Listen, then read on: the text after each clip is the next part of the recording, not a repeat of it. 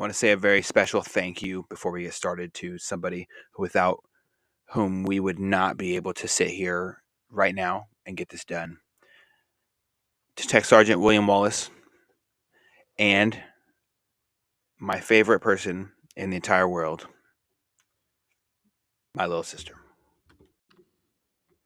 If you like what we do here at Off the Deep End and wish to support us, the best thing you can do is to share it on your social media, but also you can tell your mother, sister, cousin, auntie, the kid that's walking by you down the street, your gym crush, anybody about the episode you're listening to and why you liked it. There's also another way to support us, and it's to go to the link posted in the description and on our Facebook page. And when you become a subscriber, you'll have access to subscriber-only content and ad-free listening for every single episode we put out. No matter what you choose to do, I do greatly appreciate you for tapping in, and please do reach out to our Facebook page so we can chat. Tell us what you feel, what you think, what you don't like, what I could improve upon.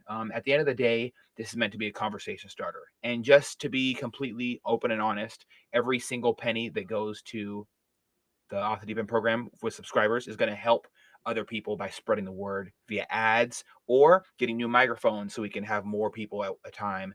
And I really do appreciate every single listener. So thank you so much. I hope you have a great day and don't pass the pain. I also hate public. All right, we are live. So thank you for joining me all the way from beautiful wine country, California. Thank you for having me. I'm excited to be on. Absolutely. So let's go ahead and go right into it. Why don't you start by giving me some background about your first of your childhood years, like your first memories, and from there. Okay. Well, honestly, I don't remember a whole lot. I remember what people have told me through stories. Family stories were always a big thing between my dad and I, and just the whole family as it is. But let's see. So, grew up in the Old Linwood house. It's where we were first at. On 150th Street in Don't even remember all of that, but yeah, it was overall, I think, really good. I was super young. Like I said, I don't remember a whole lot. Um, but in terms of earliest memories, I remember doing a lot of silly stuff at that house. I remember being a really playful kid, always playing in the cul-de-sac with our friends. We had a bunch of families in that area, so would always go outside and play with them. Yeah, is there anything like in particular? Well, I think one of my do you remember the first time you rode a hearse? No. Okay. Well, I remember there was a couple times. So there was with Grandpa Charlie, he was obsessed, absolutely obsessed with his grandchildren. So he always made it a point to do activities with them. And I think the first time we all went out, it was you, me, Brooke, and Nicole, and we all went horseback riding. And that was a special memory that I remember from your first early years. I don't know who made the idea that we were supposed to allow you to try to ride your own horse. But that was it. As soon as You know, you fell in love with horses after that. yes, the horses have always been a very big passion of mine. Now, two birthdays back to back when I was 4 and 5, I remember we hired ponies to come to our house for one Mhm. of my birthdays.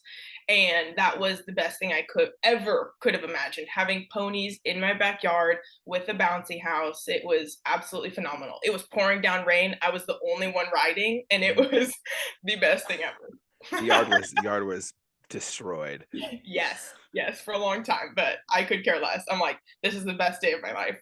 So Yeah. horses have always been an integral part of that. Okay. So why don't you walk me through I would say the years of birth to like 11. Oh man.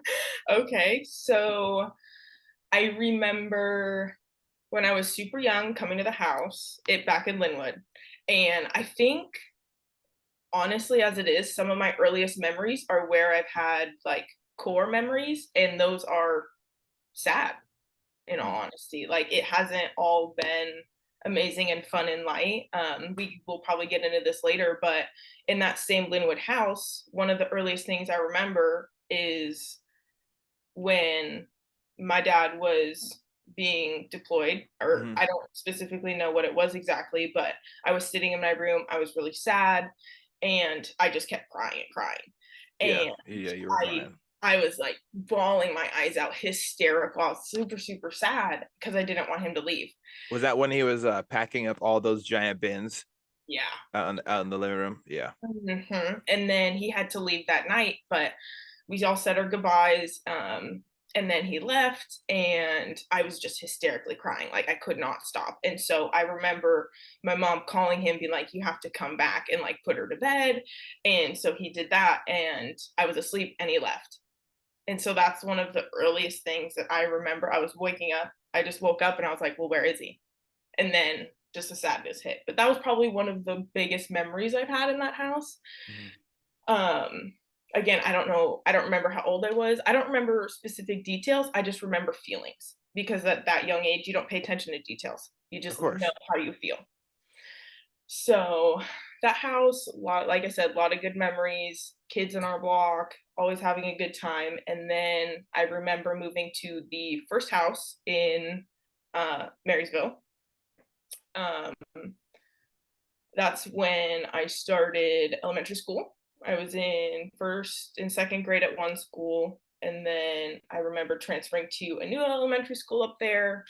Um, in terms of, again, how I was feeling, because I was still young, I remember being pretty happy.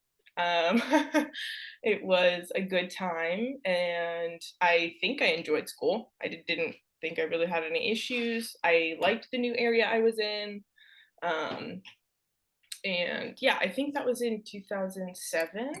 2008-ish. So I was Sounds about about right. 7 or 8. Yeah, I was about 7 or 8, and then, let's see, that was the house where, um, my mom and dad separated.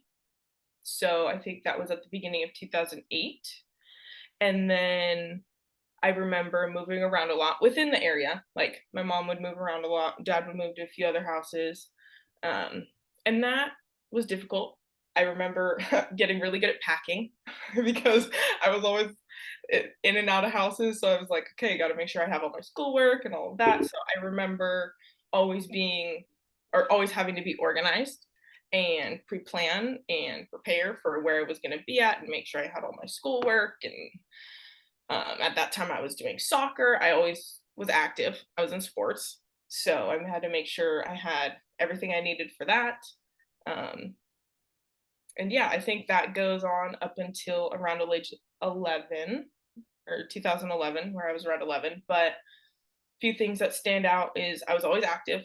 I was always on the go. Even when I was in the house in Linwood, I was in ballet and I did tap dance for a short spurt of my life that I do not want to remember because I was awful. And And gymnastics. yeah, I did gymnastics. And then when we moved, I was like, okay, it's not the same sort of things. I want to get into other stuff. And that's when my horseback riding lessons started full time. And I got into that. I was in 4-H, which was phenomenal. Absolutely loved all experience of that, especially because I joined with my cousin Nicole. What a homie. Absolutely love her. She has been my ride or die. Um, and yeah, so I was always active, always on the go, always having to be organized. And yeah, Yeah. Well, growing up in a broken home can be extremely painful and damaging for the children to have to go through. What were some of the most impactful things about that, and were there any lasting effects? if you asked me that 5 years ago, I would say no, totally fine. It didn't affect me at all. After going through my head, if that makes any sense. So, really just stopping and slowing down and realizing the trauma that came, not just from the divorce itself and the separated home, but the effects and actions after that, I absolutely say yes. So, let's see. Initially, I acted like I didn't care. Like it was like, oh, I'm fine. Um, I was again young at the time, so I was like, "Oh, it's not." I went about the relationship as it's not my relationship, it's them. and I knew that they were fighting a lot and having issues. So if that's what they want to do, that's okay. Which is a pretty mature thing for a 9 and 10-year-old to think about, but it didn't upset me initially. I was like, okay, I know that it doesn't always work out. And my parents, of course, tried to put or they did put me in like counseling at school and outside of school and therapy and all of that. But I didn't really care to talk to the counselors. I was like, okay, great. I get to get pulled out of like fifth grade to talk about how I feel, which is nothing. Yeah. So that I think is an interesting take because most of the time when the kids are older and understand, they get really upset or they go towards one parent or the other, Mhm. which Did is you, like, in the time when you were going to therapy and stuff like that, mhm. was it difficult for your parents at the time to talk to you? Do they not have all the answers or know how to deal with this, or do they not feel as equipped? Or were they working in kinda in tandem with, the counselor to help smooth out the process? I don't think they knew how to process it because the feelings were so raw for them and they just wanted to make it as smooth as possible. Um, the biggest thing that they wanted me to know was that they still love me and it wasn't because of me. They obviously wanted the best for their child no matter what, which any parent would want. They never want to instill those issues or feelings or negative connotations to their kid. And so that's what they always tried to push on me. But again, for my feelings, I was like, oh, I don't care, which is kind of harsh. But I always knew that they loved me. I felt honestly kind of awkward talking to other people about it. Yeah. Um, but again, I don't think that they were able to work out those feelings themselves. And so when they tried to translate that and how they felt to me, it didn't get communicated clearly. But Yeah. I know there's no book for parents on how they're supposed to deal with issues, but at the same time, no matter what you're going through, as soon as create this child, as soon as the 9 months happens, or a lot of time there's a lot of early pregnancies in this day and age, but yeah, as soon as that baby pops out, you don't the clock never stops. There's no timeouts, there's no off season. You have to be a parent 24/7, and that involves being able to, in my opinion, being able to compartmentalize your emotion and discipline these emotions and put them to the side just for a second, even if you need to go in the laundry room, close the door and cry, or go outside and just do some deep breathing exercise, or scream at the world and smash the ground with a hammer like John Wick. But something you got to do to decompress and handle your children's emotions, because if you don't deal with them or teach them how to deal with their emotions, they're not going to be able to deal with. They need that equipment. They need the training.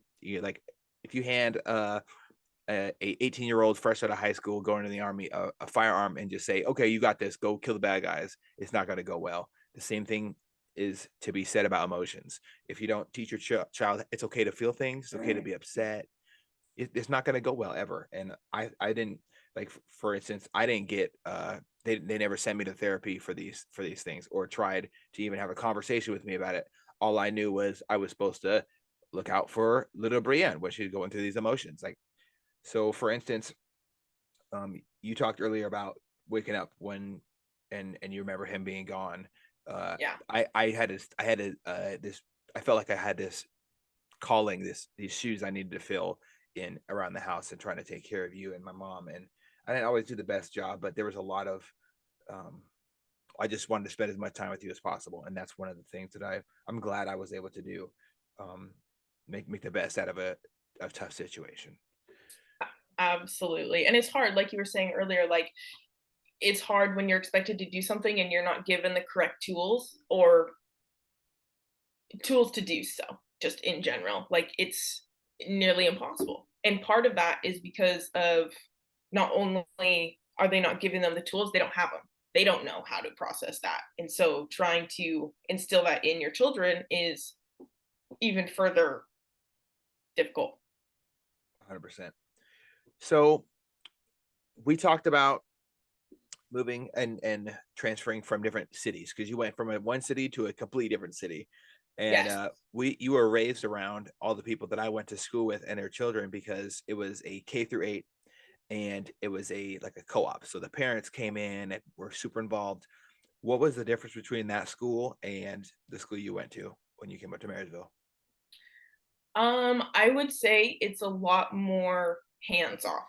And what I say by that is it's a lot of like depersonalization. When you have all those parents and teachers working together as a community, you get a lot more individualized and individualistic attention Mhm. as to what you like to do. And that comes across in how the kid feels to what they're learning and all of that. Like, for example, when we were at that K through 8 school, I remember having like people from different countries come in and teach us their languages and what the culture in their country is like. I remember we used to do the did you ever have to put your head down and then they say, "All right, we're going on a plane ride." And they shut off all Yeah. the lights. And while we had our heads down on the table and teachers were making sure we weren't looking, they would hang up a flag or pull up the world map or the country map of the country we were traveling to. And then when we sat up, we started that whole new process. Yes, so Okay. it was a lot more immersive learning. I remember being in a cooking class there, and I was like, "Oh my gosh, I get to learn how to make elephant ears, and I get to take that recipe home." And it was people who I'd see outside of school teaching those, and so it was a lot more personalized, I'd say, and you get a lot more interconnectedness from that community. Um, and that by no means hinders anything at the schools in the other city. Um, it's just a different style and how kids perceive and learn and take everything in. Um, I would say once I moved, I learned how to be a little bit more structured, which isn't necessarily a bad thing, but it's a lot more um, of the quote like standardized testing type of ideal. So it's like you get to school, like I said, it's a lot more structured, a lot more organized. You go through, bam, bam, bam. The school day's over. You go home and do your own thing, you know, which to each their own. I was involved in both, and I'd still say I turned out okay. So Yeah, I think so. it'll Yeah. it'll be what it's gonna be. College graduate, all this stuff. Yes. So I know it can be really difficult to have two different homes. Uh I think a lot of parents try to push off the idea, oh, you're gonna have two Christmases, it's gonna be great. Is anything that parents say to smooth out a divorce or a breakup in a relationship ever make it better? Honestly, maybe for certain times, like for certain moments. I wouldn't say it smooths over the entire process, but when you're feeling really down or upset, if you can think of, oh, well, I'm still going to be able to see them both and like during Christmas time and get presents, like, oh, that would be great. But then that goes away really quickly. And you realize all of the negative things that could come with that, like the traveling issues, the certain fighting, the memories that you would initially have together are now separated. And there, with that comes a lot of uncertainty. Like you don't know how things are really going to be. And every living situation I was in was different. Like yes, they might have been in certain like separate homes for a part of a time, but we were still moving around like a lot, not only between houses, but those houses and locations moved. Like I remember, what was it? I'd probably moved in the total of my life just between 2008 and like 2016, 15 different times Oh my goodness. between the two houses, or my two parents, because they were moving around a lot. And that was also a hard time economically. So there was a lot of financial adversities that came with that, which played a role, definitely. But yeah, going back to your question, every kid experiences it differently and they're going to have their own emotions. And a blanket statement of you're going to have two Christmases or it'll still be great or you're going to get to fly on a plane if they're really far apart, then they don't really help. Yeah, absolutely. I definitely struggled with it. I didn't see any positive part of it because they when they split up, it was recently and they like went for a full divorce. It was Yeah. just after them explaining to me that I have a father who abandoned for all intents and purposes, didn't want anything to do with me, but wanted to do everything to do with me, and was in and out of jail, but he wanted to be in my life, but didn't want to be around Bill. I don't know. Like it was all really weird, and it got explained to me in a real poor way, and I was just full of confusion as it is.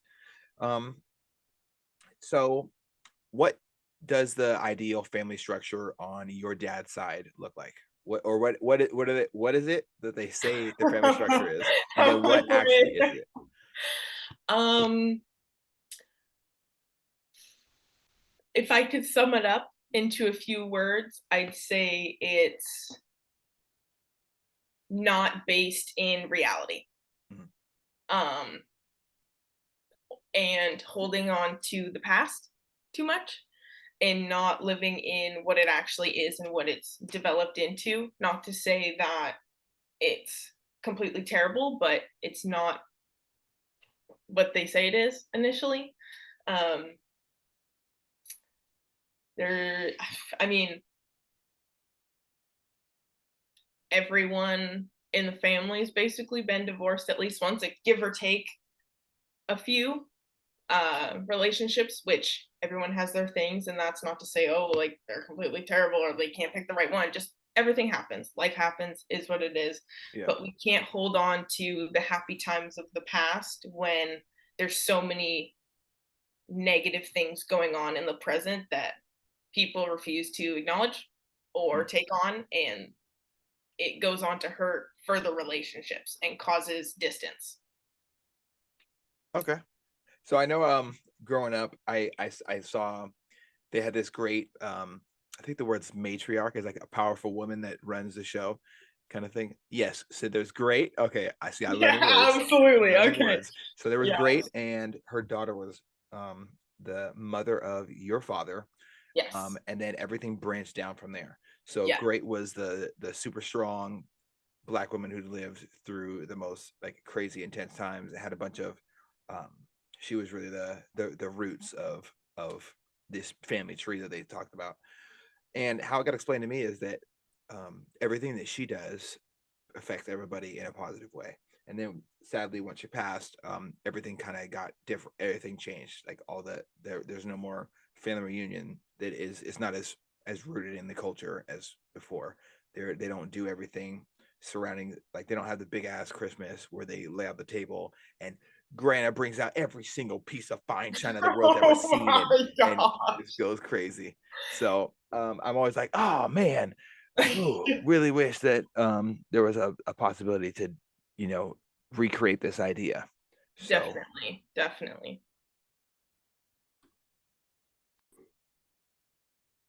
so having that family, being able to be connected around and centered around one person, and then it completely unraveled, very very sadly, when that person passed.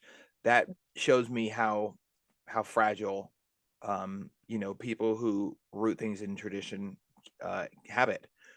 Not that that's a bad thing, but there has to be a lot more.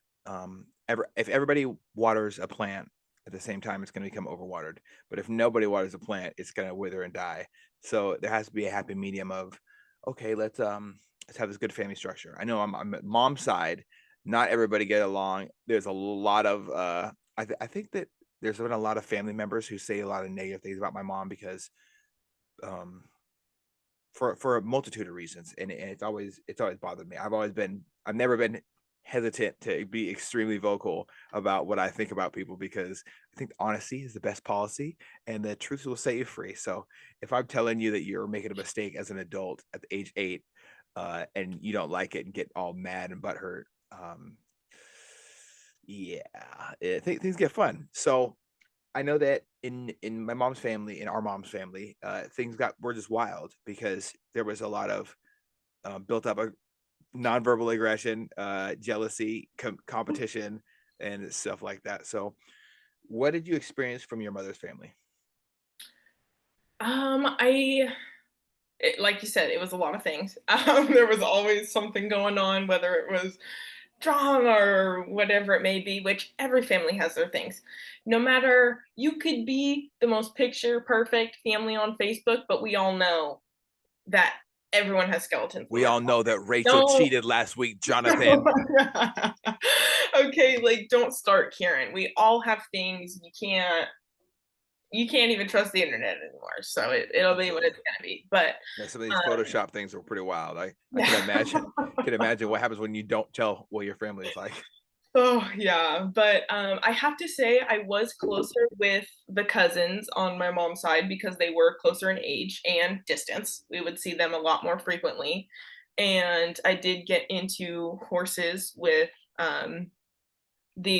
one of the cousins, which we're still super close as family would be, but I would say I saw a lot more, um, like, fighting and negative things right off not right off the bat, but closer to home, Okay. if that makes any sense. Like, instead of trying to hide it as much, they would just kind of be more out in the open, which everyone not everyone should fight in front of everyone, but you need to be honest about your problems. If you need to be and it involves other people, like you said, you've never been afraid to speak your mind or tell it how it is, which is always something I've admired about you. And Thank I you. think that more people need to be like that because not only do the kids hear it, they see it, and then they act accordingly. So, There's definitely a big thin line between um, being over combative yeah. and being a coward. And I never understood the difference between those two things until I really started growing up and seeing how people bite their tongue and Mhm. keep the love in their heart to themselves. So if I have somebody I care about a lot and someone insults them, of course I'm going to get vocal. Of course I'm going to get frustrated and only if I pick up on it. There's a lot of things I don't pick up on. I don't have the best social cues or understanding. Um, being social is not one of my skills whatsoever. Mhm. I'm working really hard at it to have some skills, but not really. I'm not. I'm sometimes I'm kind of tone deaf. I just walk in the room. I'm like, hey, how the fuck are we doing? Yeah, God, gas No costs so answers. much, and I make a lot of political jokes, so a lot of Oh. people get easily offended when I say my jokes. I really hate politicians altogether. So it's the people that I love, my neighbors and Mhm. stuff. So, Exactly. but Those are being the over uh me not being combative would do a disservice to everybody around me because if I'm not being confrontational when I see a problem, I'm allowing that problem to continue and I'm directly responsible for the continuation of it. And problems like that can lead to children feeling like they're not being, they don't have any advocates or somebody in their corner. You have to confront issues. You can't run from your problems and expect them to go away. And Grandpa Charlie told me that uh, among so many different lessons. We'd watch a movie, we'd talk about the things we learned from it and what they did wrong, what they did right, what I just liked to watch, things that were funny, things that were sad, and I gained a lot of perspective through that, more so than with my own parents. And so Mhm. he really set the stage for how I'm supposed to how I who I was. And I think that if he was still here right now today, he'd be like, "Yeah, talk that shit." Yeah. And I know he would be saying that. And I think it's really important that you had those times with him because, like we touched on earlier, that's him giving you the tools to deal with feelings Mhm. and emotions. And whether it's involves adults, other kids, your peers, people older than you, younger than you need to have those to live a mindful life, which Absolutely. so many people neglect. Oh So, god, so many people. I still cry. I remember, the first time I watched Black Hawk Down, oh, I cried at the end of it, and Grandpa Charlie was like, "It's okay. You can cry." mhm. And Not then the first time I ever dealt with racism, I ended up watching Roots with Grandpa Charlie afterwards, and I I started taking things very seriously from that moment in my yeah. life. Like what I learned the difference between a joke and between someone being a racist fuck. So I was completely fine with being confrontational when I started encountering things like that. Have you ever encountered any racism or anything? I'm not saying let's all be victims and say that everybody's racist, but I am saying, have you ever experienced someone truly trying to degrade you or make you a second class human being? Honestly, no. That's good. And yes, thankfully, no. That is people always say like, "Oh, it's over," like it's not around anymore. It's still prevalent. Very It's relevant. it's still around just because you don't hear it or see it every day or it's not spoken doesn't mean that it's gone forever. or just like herpes. oh my god. Oh my god. Man. But one thing that was instilled for me from a young age, because my parents were a biracial couple, that's something we always have to be aware of. We have to be we have to have a lot of situational awareness. We have to know what's right and wrong in terms of the comments that are made to us, and like you were saying, knowing the difference between a joke and taking it too far. So I mean, my parents were talking to me about that since was in school, so I was always aware of, or at least I had knowledge of what that would look like, but thankfully I never experienced it, and I have never seen anyone. Well, yeah, I myself have never experienced it, and I haven't seen anyone in my close like friend group at school or anything like that. Because if I did, again, I would step up and say something, because that's not okay, and everyone needs to be aware of what's going on around them, not just what's going on with themselves. Because again, you can step in and say something. You can bring it to someone else's attention. There's always something you can do to alleviate those issues, because they're still around. Absolutely. They definitely are. So you're growing up, you're experiencing new things, you're recognizing a lot of things that you're not going to bring on to your own children.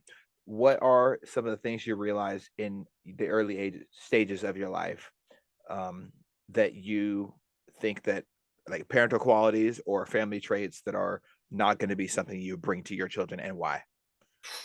What a big topic. I was waiting for this one. Oh man, several things.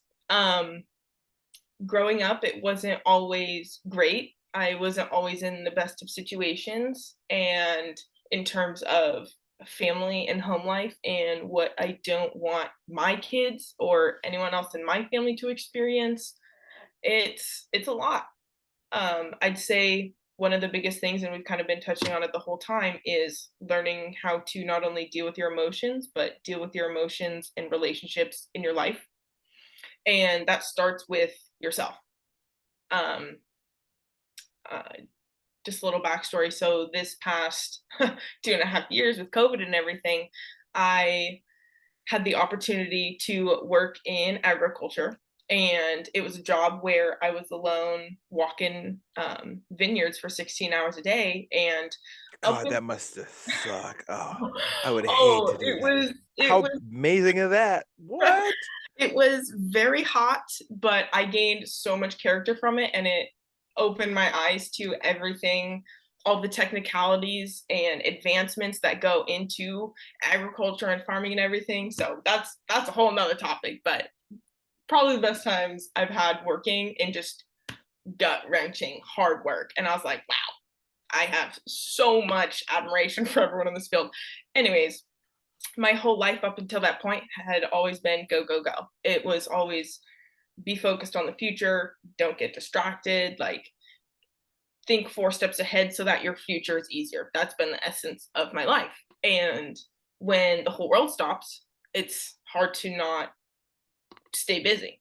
And so when I was walking, I just started thinking, because I'm a big overthinker.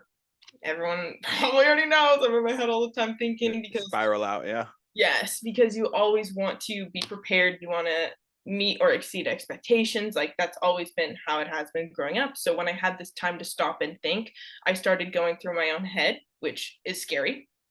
You start thinking about what you endured as a kid, and is that normal, or was that something that is completely out of the blue that no one should ever experience? And I found myself laughing. I found myself bawling my eyes out, because it's like, well, what, like, I didn't even know that I could feel this way, because the feelings were shoved down for so long and compartmentalized, and you don't feel them because you want to keep yourself distracted and busy. So once I was able to start going through my head and realizing, oh, that's not normal, that was trauma, a lot of things started to come out. So, one of the biggest things that I want to instill for my kids is to slow down, or even other people around me, is to learn that it's okay. This is gonna be so cliche, but it's okay to not be okay. Yeah. And recognizing that those things were hard, and it's okay to even feel this way down the road because you weren't able to understand what was going on back then. So by learning how to reflect on your life and talk to people and like bringing that back up is a whole nother action, and it's hard, but it's necessary. So I want to instill in my kids that it's okay to talk about big things early on, or it's okay to talk about how you feel even if you might not know how you feel in that moment Yeah. or how things make you are. But yeah, so that's the first big thing I would do. And the other is transparency. I will make sure that my kids understand what's going on in my life. Or I guess I didn't say that right. So like even before I have kids, I want to make sure that I am at the capacity to do so. I don't want to have anything or negative connotations hanging over my head before I bring other people into this world with my amazing husband to be, like obviously stuff comes up and life happens and you're going to go through that, but I want my kids to see within reason how I go through that because that teaches them a lesson, not so much as, oh, I'm going to teach you a lesson and discipline you. It's okay, we're going through this difficult thing. I'm going to be transparent about how I feel, and hopefully you'll take something away from it that you can use down the road. Giving the tools to Now, with kids.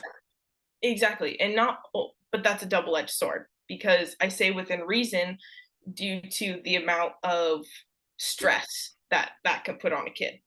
Because yes, you want to be transparent, but you don't want to do it in a way that puts the pressure on them to fix it or cope with you trying to fix it, if that makes any sense. Because I mean, like I said, growing up, there was a lot of hard times, and my parents would talk to me about it. Most of the time, it was due to financial things in general. And I felt like it was by them telling me it was almost my responsibility to not only help, but to help them feel better. And that suppresses a lot of things in my mind and hinders what I do in my childhood because that leads to kids growing up too fast, not fully understanding what it's like to enjoy their childhood or explore new things or be happy. So there's a lot of things that can go along with that and being so transparent and open and honest, but it's your duty, I think, as a parent to know the difference of helping or hindering. Helping or So hindering, yeah. um, just being able to deal with your emotions, be transparent, and doing the best you can. There's, like you said, there's no rule book to parenting. No one knows what the heck to do. Everyone feels lost at times, but if you can navigate that and bring those lessons onto your children and everyone in your life, even if it's like a relative, then you're doing something, and I think that matters because putting too much stress leads to several things that I wouldn't want anyone else to experience. So 100%. Yeah, heavy stress as a child, it will completely cripple you. I noticed so many issues about me if I don't have $1,000 like in my bank account, just a fuck off money, I feel super uncomfortable all the time, and it never ever gets better. If I were to add the current like 18% level of inflation, I would say I need at least like $5,000 just in case, because you never know. You never know. So it's really difficult for a lot of parents to grasp that they're always being watched. They're always like, I know people talk about Santa Claus seeing you when you're sleeping, knows when you're awake. Kids always do the same exact thing. They're sitting here trying to learn, mimic, and emulate the same exact person that their parents are. But a little bit better, because that's what they tell us, right? We want you to be better than us, right? So when you're working towards this image of pleasing your parent, there's a lot of stress that comes with that, and it doesn't always help when the examples aren't a clear cut standard.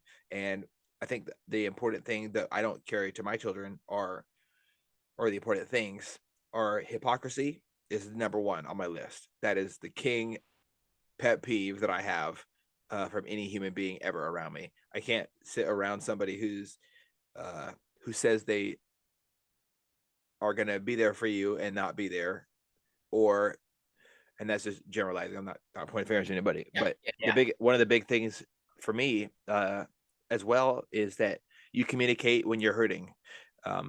Not everybody, and to seek help, and that doesn't mean with therapy. That doesn't mean with alcohol. That doesn't mean with weed. You don't just, I'm having a bad day, let me smoke a joint. That is a negative idea. Or I'm having a bad day, I need a drink. No, bad. I'm having a bad day. Oh, God, I'm going to go punch walls and hurt my hands. Not a positive thing. And they all do the same thing. One, you're just punching the wall, and another, you're just punching your inside of your body, and you're learning to take that emotion and just throw it into something else instead of investing it and walking through it and talking through it. Absolutely. And yeah, no, absolutely. And then while you were talking, this just came up. Couple other things that I want to instill is not disciplining out of fear, because that can lead to children just wanting to be perfect all the time. And you want to discipline them out of goodwill. So, if that, I don't know how to make Can you sense. give me just a bland example of what that means? Yeah. So like, I want to discipline and treat my kids and show them that I'm not above them or that I am better than them. I'm doing it because I want to expect more out of myself and how I want them to act because of that, if that makes any sense. Like, I want to not discipline them because I feel like I'm above them or better, or because I'm their parent or whatever it may be. Like, if I am too out of line, I want them to recognize that. Or if they feel that they're being treated unfairly, I want them to be able to come to me and say that and not be scared, because I feel a lot of parents are put in that role of like disciplinary instead of guiding and molding the child. yeah. And that's an important thing for the military as well. A big leadership issue that I realize is a lot of people hand out punishments or judgment, or they treat you a certain way to make sure that they feel comfortable in their spot of authority. And an authoritarian regime is never a positive thing. Like, we are, as humans, we're Americans. We live in a democratic republic, and that means that we talk through issues and then we elect certain officials to handle issues. And in a house, there's not very many people to elect, so everybody needs to have a voice. Everybody needs to do it correctly. Like, hey, I love you and you're my parent, but I'll tell you this, we're not going to have the best relationship past me being able to take care of myself if you don't treat me like a human being, or treat me like you want me to be great. If you want me to be great, you're not going to say, hey, I'm the dad or I'm the mom and you're the kid, and listen, respect my authority. Exactly. There's nothing positive about that. Saying, hey, you need to respect me because of this, this, this, and this. And when you make a mistake, this is how I want to approach it as a when with my children. Hey, you're making a horrible mistake, and to teach you why we're making the mistake, we're going to have you go through this period of suffering. And it doesn't have to be like a physical spanking or whatever, right?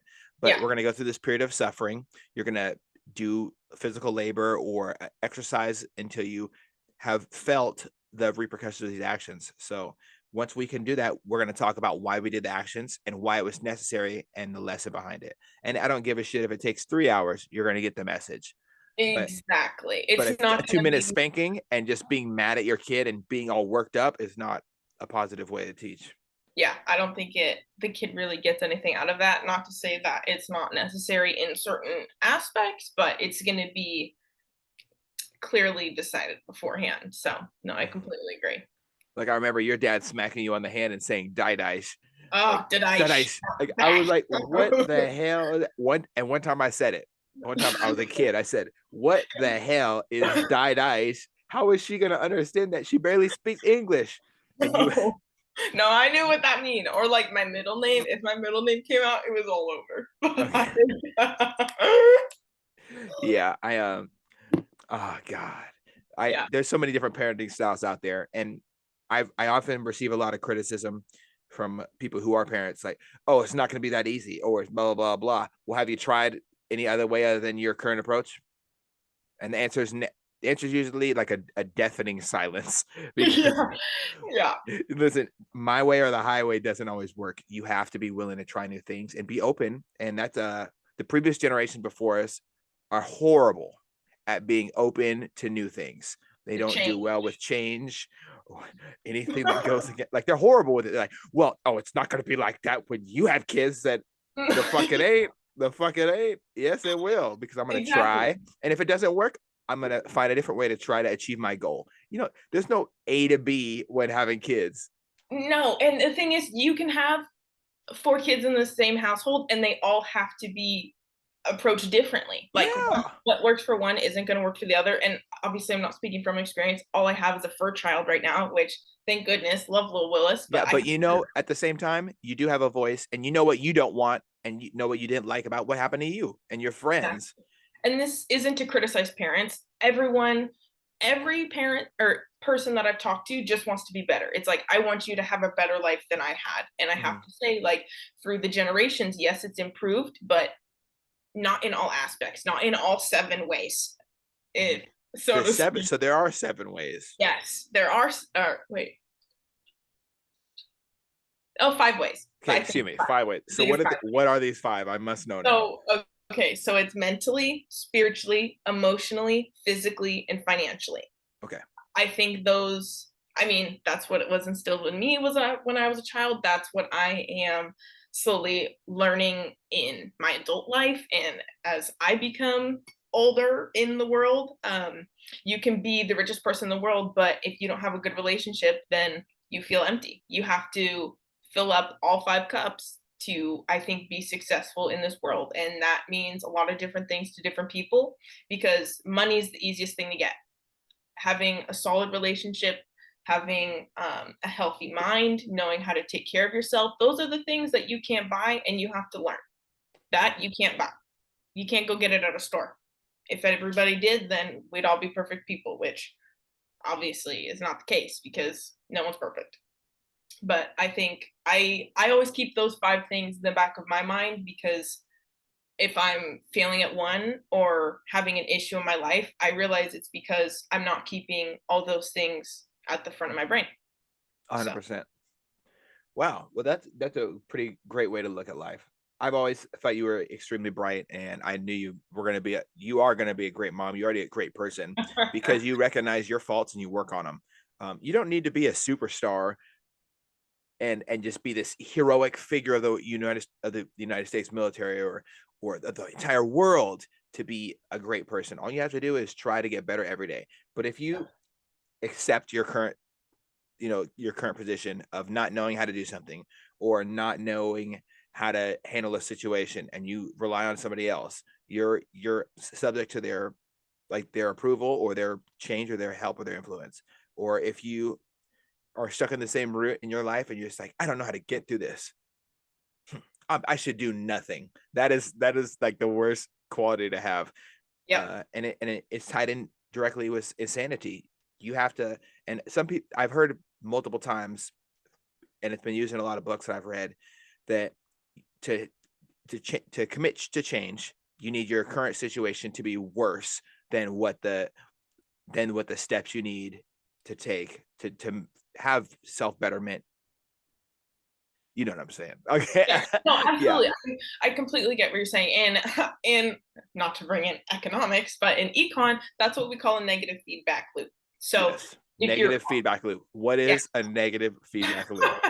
Essentially, it's a perpetual ball of negativity. So if, say, you're feeling bad one day, like you wake up, it's already not going to be a great morning. If you focus on the negative thing, then maybe you forget your coffee when you're going out the door. Oh, that's another negative thing. I hate this day. And then you start blaming not only yourself, but you start blaming the world, and the negativity just continues and perpetuates into a giant bowling ball of crap that you feel terrible about. And It's similar to the snowball effect, but yes, with negativity. exactly. And unless you can focus on one positive thing or just something else to change that negative feedback that feeds another, then it's just going to continue. And that's when people start to get really down and it's a hard time and it's not easy to get out of that.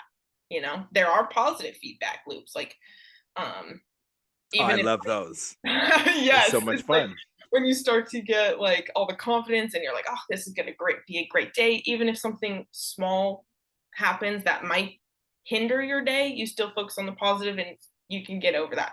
Not to say that like, oh my gosh, I'm going to wake up and be positive every single day. That's not life. Everyone That's has living in a shit false days. reality. Yeah.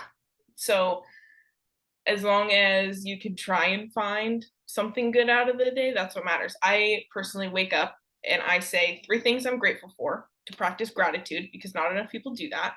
And then I pray for 3 things out of the day. Now, I am not the most religious individual in the world, but I do think there's a higher power out there, and not everyone has to think that. But I do. And so I find 3 things I'm grateful for to start the day off positively. And it could be the smallest thing. I'm like, oh, I'm thankful I woke up. Or I'm thankful I have makeup to be able to put on a good face to go to work. I'm grateful I have water. Just small things to really ground yourself in what is real. And then I say 3 things I um, want to be positive. So I hope I'm productive at work. I hope my family members are doing well. And just those 3 things just kind of get the day going for me. So That's it's a good awesome. practice. Yeah, I'm gonna start doing that. I can name 3 things I'm grateful for right now: my wife, my house, my dogs, and I can say 3 things I want: more money, more guns, and more freedom.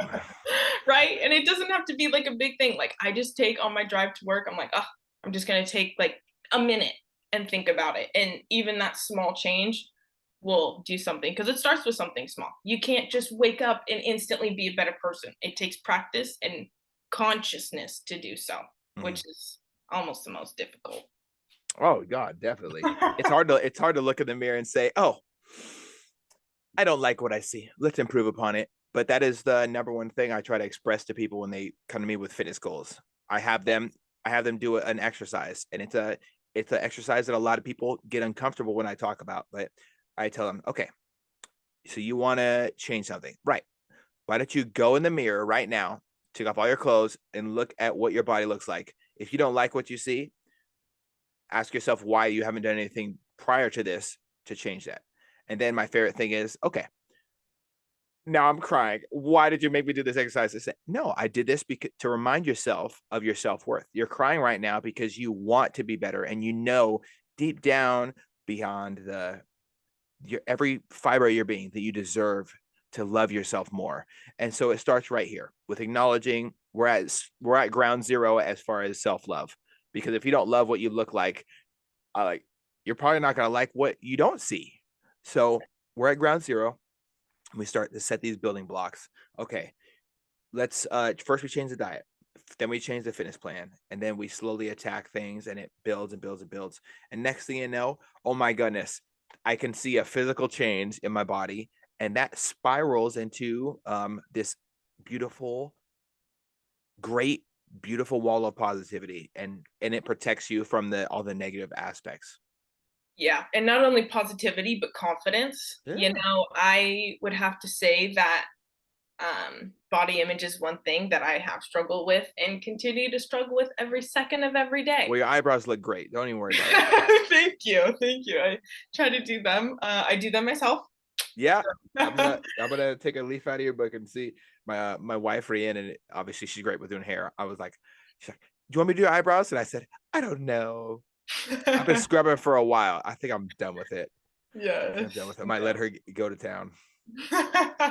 But no, it's definitely one thing that I constantly struggle with. And It's not easy because everything in the physical world is made for us to not I shouldn't say everything, but most things in our daily life are made to make us ignore, forget, or be for like not aware of it, like social media, scrolling on our phones, scrolling on our laptops, and this, I don't know, going off on a little tangent, but everything is made to make us numb and want what we don't have, which also is why I practice gratitude. And like, I'm not really on Instagram because social media in itself is such a hindrance to what reality can be, and it feeds um, things that I don't want to have in my life all the time. So Sweet. that's Yeah, one I, thing. I definitely want to try to do that. Obviously I use social media as tools to help other people improve mental health and learn. And I don't use it as a way to feel good about myself, because if you base how you feel off of a digital world, nothing is real there. Like, I don't care what anybody says. You can make real money. I get it. You can make real interactions with people, and a lot of my interactions online turn into real ones in real life, which is awesome. But there's a lot of people out there who are judging and basing how they feel about themselves off of their likes, the followers, and they'll do ridiculous things to get attention instead of seeking for self-love, looking inward. And that's something else I want to give to my children: self-love. It's important for me, especially if I have a daughter.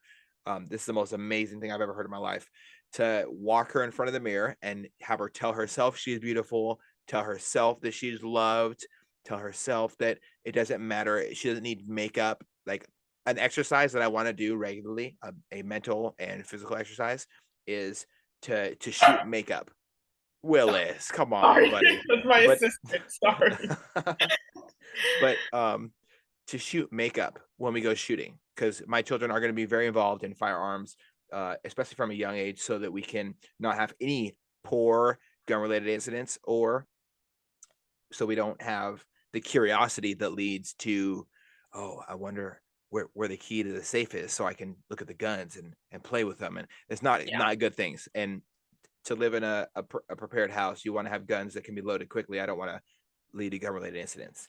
Exactly. No, and that's sorry, go ahead. No, please continue. No, I completely agree. And I probably misspoke when I talked about all the negative things that social media can come with.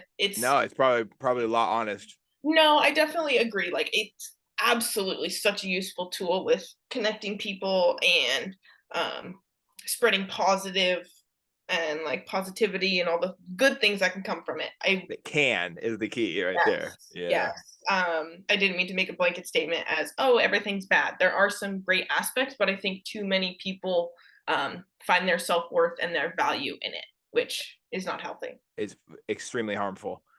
Like, no matter how you look at it, I've seen people go insane, completely insane, off of getting attention off people who aren't there, and they'll do ridiculous things. And it definitely does bother me. But no, I've definitely seen those videos of like the dads and the little girl standing in front of the mirror saying like, oh, the positive affirmations of I'm beautiful, I'm smart, I am intelligent, I am a thinker, and all of that. And I think that's immensely integral in a kid's development, in anyone's development. I should be saying that. I mean, so I definitely don't say I love myself enough, but yeah. I do practice forms of self-love, one of which is exercise, one of which is setting extreme boundaries, which is the next thing we're going to get into. Boundaries, setting boundaries for yourself is probably going to be my favorite topic that we get to. But setting boundaries, just to blandly go over it, like, hey, I'd really love to eat pizza today, but I really care about how I feel about my appearance and the importance of being healthy more. I don't want to clog my arteries. Or, and hey, I really love sugar, but I don't want to become a pre-diabetic. And hey, I'd love to eat like shit, but I don't want to, have it lead to me looking like shit. And we are all what we eat. So I tend to eat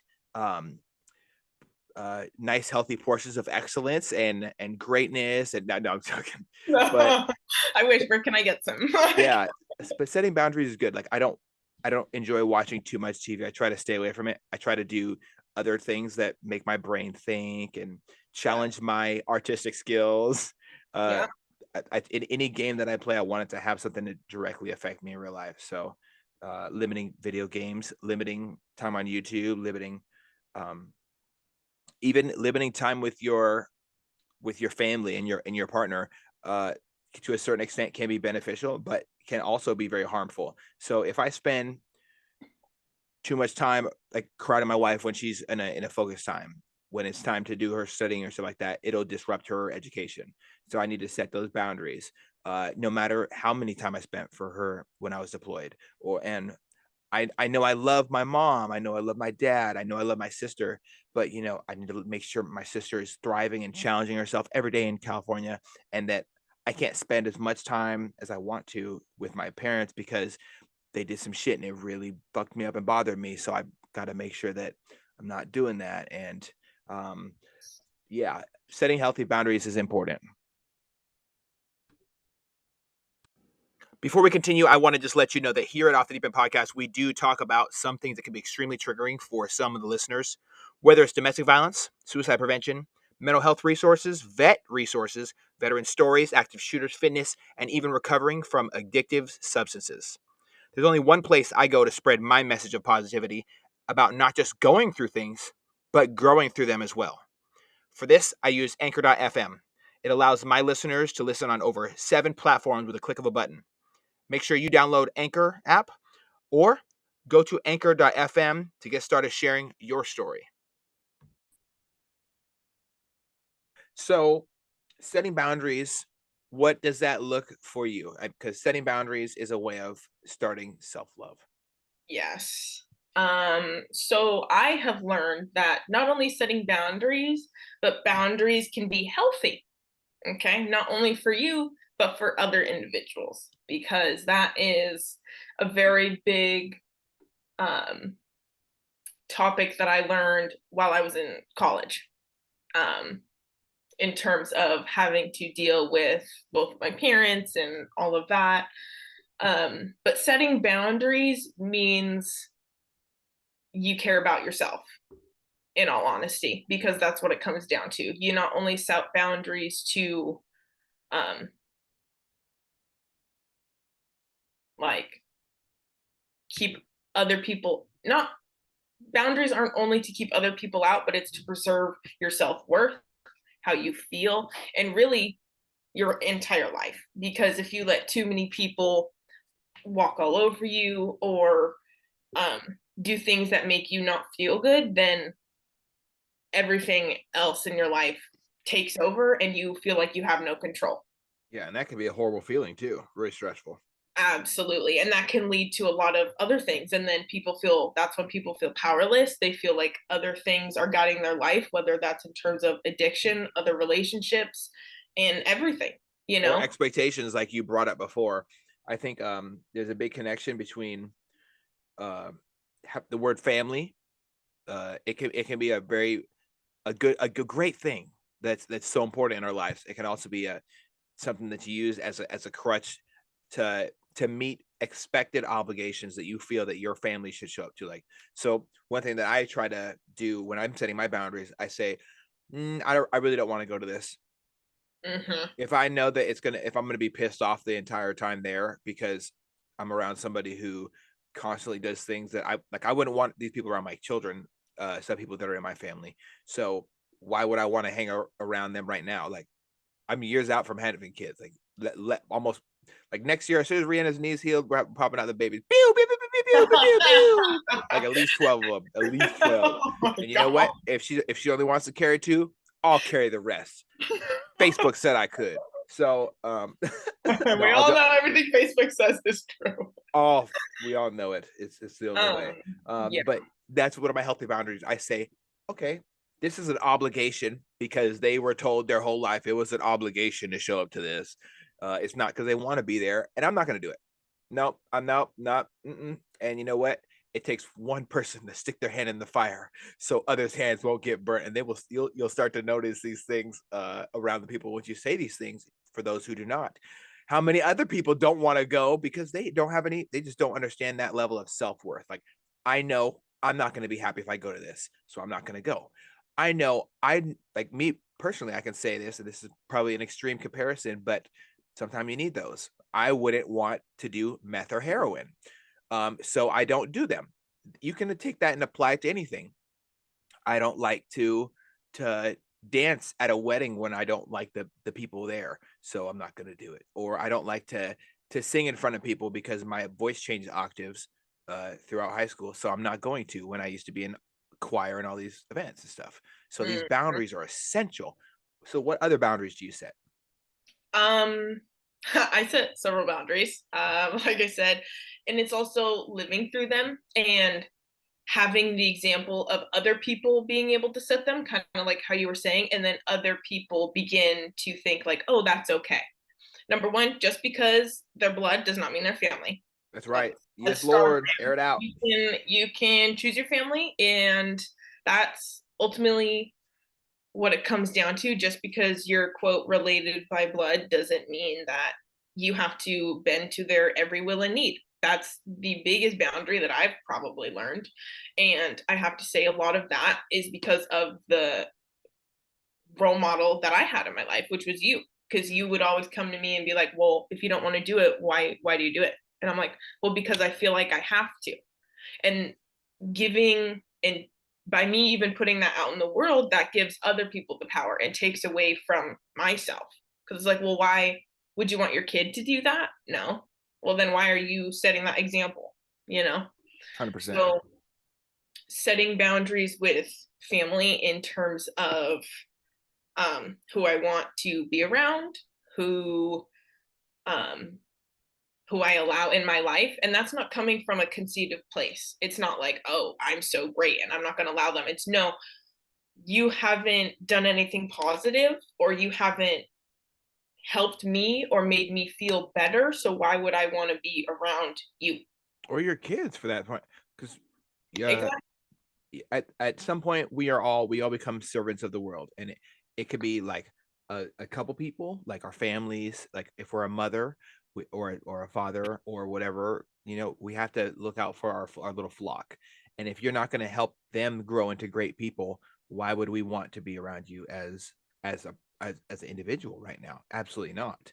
Yeah. So definitely boundaries with family, close relatives, and that can look like a lot of things. Boundaries aren't just, oh, I'm not going to show up. It can be to the extreme of, okay, well, you've affected me in this way for so long, and I've tried to voice that. I'm done, Mhm. Yes. because I have to do that for myself and what I want for my future.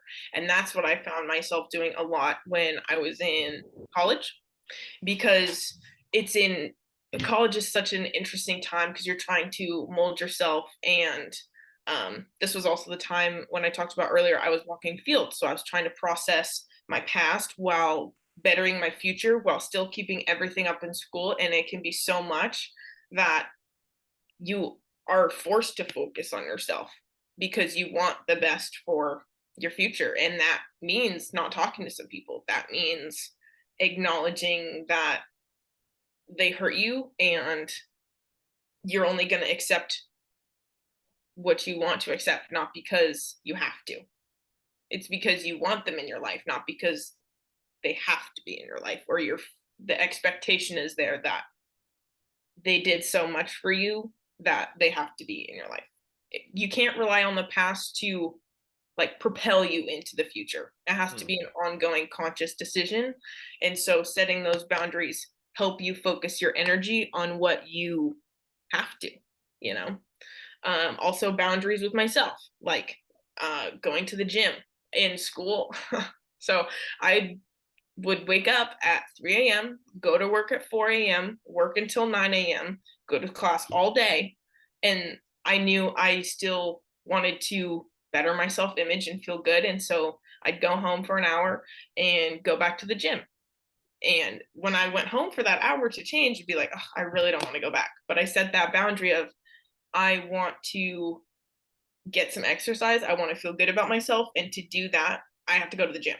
And so I would go and then come back. But it's setting the structure you want for your life, which I think college gave me the room to do that, which is phenomenal. And that's not for everyone. I'm not saying you have to go to college to feel all these things and do the boundaries. It's that's what worked for me, and that's where I learned to do that, and that it was okay to do that. Also because of the role models I've had in my life. So Absolutely. boundaries, Self-isolation will always lead to self-growth. I mean, I know people absolutely. that don't take, well, it's completely relative to whether you take it or not. So you have to take it seriously as that self-isolation period.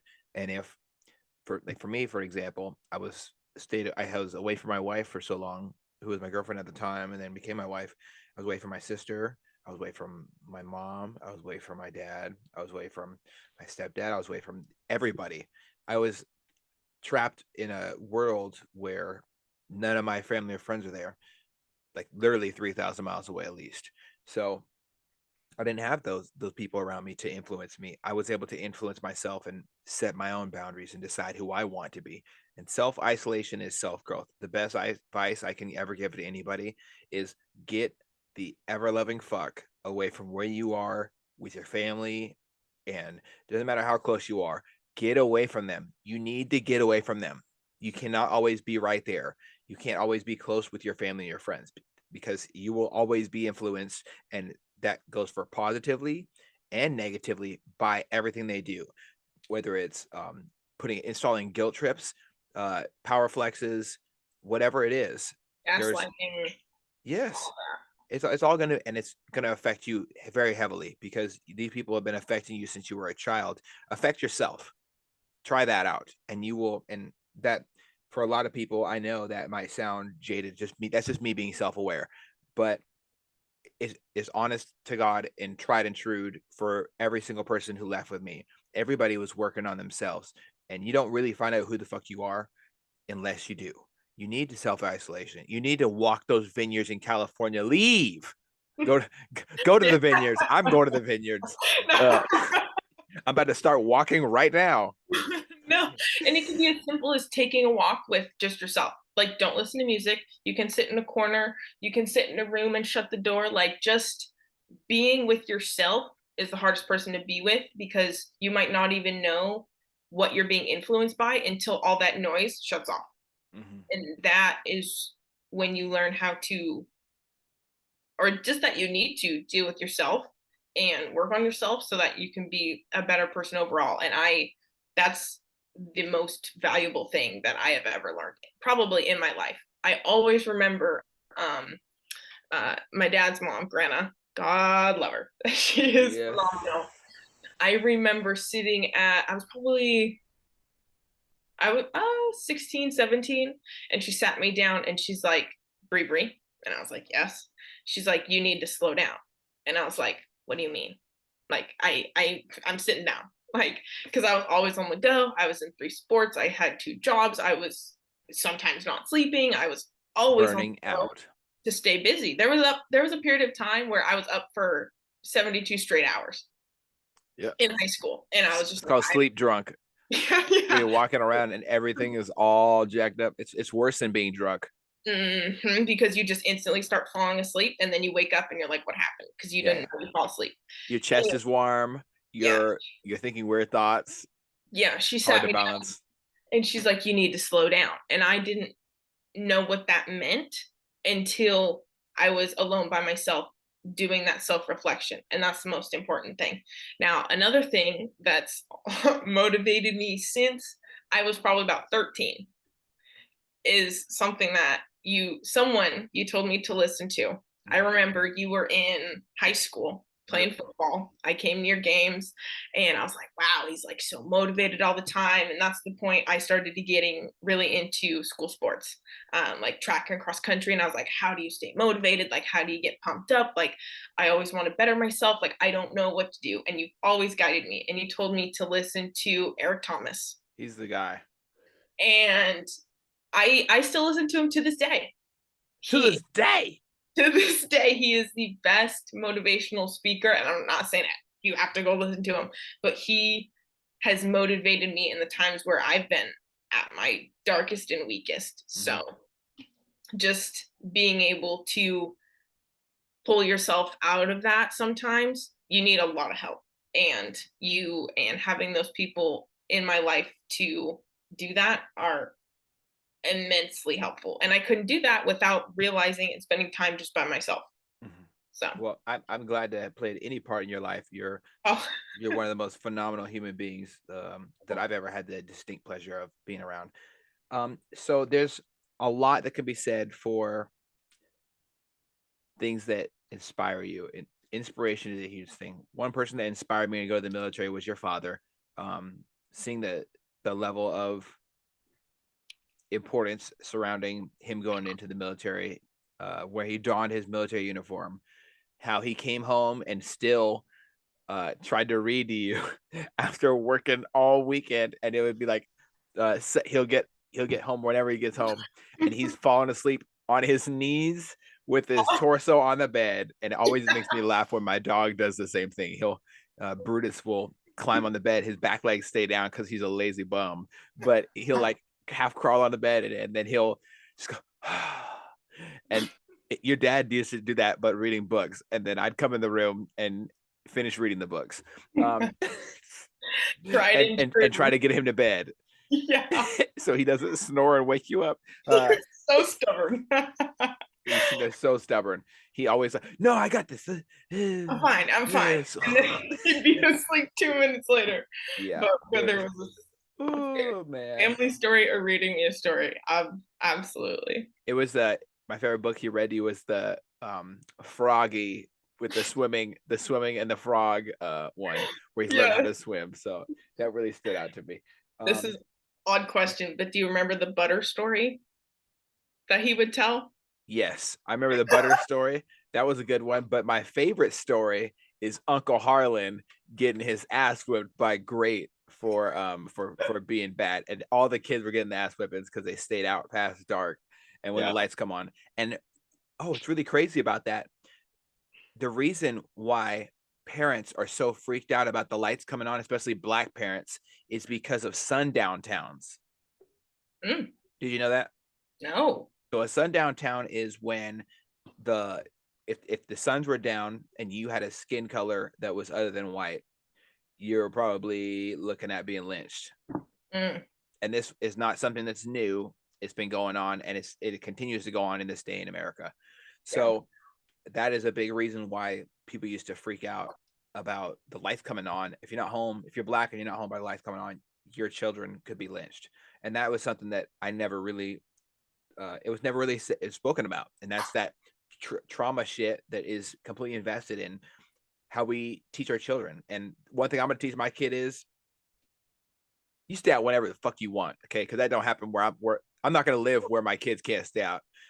And it's so important. It's so important to let children be children. What do you think about staying out after dark for your kids? Is that a thing? It absolutely will be a thing. Depending on what age, you know. Obviously not like a 2-year-old. Yeah. It's good. It's good. You're fine. Just stay outside. Again, I will be living in an area where kids can stay out after dark too. And so I'm fine with it within reason, and as long as they communicate. You know, I am gonna give my kids the best tools that I can give them, and then they're going to make their own decisions. Whether, you know, I'm not just going to like leave them high and dry. I'm going to teach them the difference between right and wrong, but I'm not going to be a helicopter parent. Yeah. And do all of that because I think it does them a disservice and just teaches them to be more sneaky, and then they make worse mistakes as they're older. So it'll be what it's going to be. But yeah, my kids can stay out after dark within reason. My kids can stay out after dark too. I think it's important. So obviously you have an okay relationship with my wife and my partner in my entire life, Rhiannon. I wouldn't even call her my wife anymore. I mean, one time she was like my girlfriend, and then I was like, I'm gonna be with her forever. And then we signed some court documents. Big mistake. We should just stay together anyways. Why even go through the process? But we solidified our relationship, and you were a major part of that. What is there an importance of having a relationship with a sibling and their partner if you're close with that sibling? because I know people like I'm not close with my brother or my alleged sister on the other side, Right. and their relationship is not something that I even have with them. So like, is it important to have a relationship with your sibling's partner as well as just your sibling? I think it enhances all of the interconnected relationships. So I would say absolutely it's important, or at least it definitely helps. I think that, I mean, I absolutely adore Brienne and she's phenomenal. The second I met her, I knew we're best friends. It's like she's the sister I never had. So I absolutely love her to death, both of you guys. And I think it has only made all of our relationships stronger. Now, the other side of that, do I think it's absolutely necessary? No, because even if um, her and I didn't have a good relationship, I would still love you to death and all of that. But I definitely think it enhances this picture of family, quote unquote. And I think it is super important because not only do I have an amazing brother who's a role model, but I also gained a sister, you know? So I think it's a very important part to have a good working relationship with your siblings partner. I definitely agree. Like I can say that Bryn is awesome. There's nothing about him that I could honestly say I don't admire and think is just a rock solid. One, he's just a rock solid dude, and two, how he treats you is, I think that's like the hope for every single father, brother, uncle. Like, if you're a male figure and you care about a woman figure in your life, you want her to be treated how he treats you. And seeing your Oh, guys' relationship develop is one of the distinct pleasures of, even if from a distance, I'm like, I always get excited. Like, oh, they got a dog. Slick, yeah. slick. Oh, it's so sweet. So, so And sweet. even though your dog bit my face when I tried to give him a kiss You know, you're in the just car, intimidating. You're an intimidating guy. you know You what? gotta let Willis approach you. It's okay. Willis is gonna submit. That's what he's gonna do. He's gonna receive my love, or I'm gonna die trying. Okay, so what about for your parents' parties? Because we obviously come from a broken home. It's no secret. How Yes. important is it for parents to make sure that their partner is being great to their children, or if it's not happening, can that drive a serious wedge between the two? Because I know, like, we know my mom's had a bunch of different relationships since uh since our parents broke up. Yes. So how important is it for the partner's parents to kind of connect? I think it's very important. I think all parents going into a new relationship, whether that's marriage or just boyfriend girlfriend situation, whatever it may be, I think that you have to be selective of who you bring into your child's life. Now, most, I would say, in a general sense, parents are fairly aware of that. Um, Give or take, or at least they don't want to hinder their child in any way. But things happen. Again, life happens. I do think that um, if they don't fully support or do anything like that, it can drive a wedge. And it might not be right off the bat, it might be later down the road, but parents have to know um, that boundary. Again, we bring up boundaries. We have to know that um, and be perceptive of how the kid is feeling, how they're acting, and their body language, because there's a lot of nonverbal communication that can be seen and spoken for, and the parent has to step up and recognize, like, oh, what's going on? Like, are you okay? Have a heart to heart, not with their significant other around, but really just um, have a normal conversation. And you can't be scared to have those conversations, especially if you're bringing other individuals into your kid's life. You have to know that things might get uncomfortable Mm-hmm. for you and your child, but you have to do that because it's necessary for their development, whether they're young, whether they're old. It's super important for their mental health. Like, you have to be aware and there for your kid no matter what. And when you're not, bad things can happen. Yeah, I think it's super important. Like, hopefully me and Rihanna don't plan on just having a breakup, or letting anything really, I won't really, allow it. okay, me either. But I told her, we're going to the grave together, and no matter what that brings. No, I'm joking. That's just a joke. I really wouldn't Oh, ever I do know. something like that. But I think it's super important. Seeing both our parents go through different relationships and stuff like that. Exposing your child to somebody who isn't going to respect their boundaries, love them, ultimately say positive things, and not say things with the intent of harming your children is super essential. And when you don't have that, when you set boundaries, you don't say, hey, you need to respect my children or we're not going to work out, things unravel horribly. And we've seen examples of that. How does it affect the kid? Every kid's different. In what I've seen and experienced, they can withdraw, they can stop caring, they can stop communicating it, and that leads to individual trauma where you deal with everything yourself. You stop really being a kid and you grow up a lot faster, and that can lead to, oh wow, you're like really mature for your age. And it's like, yeah, It's well, not necessarily a compliment. exactly, it's because I had to grow up and start worrying about myself, which yes, everyone can go through, but that can lead to a lot of negative things.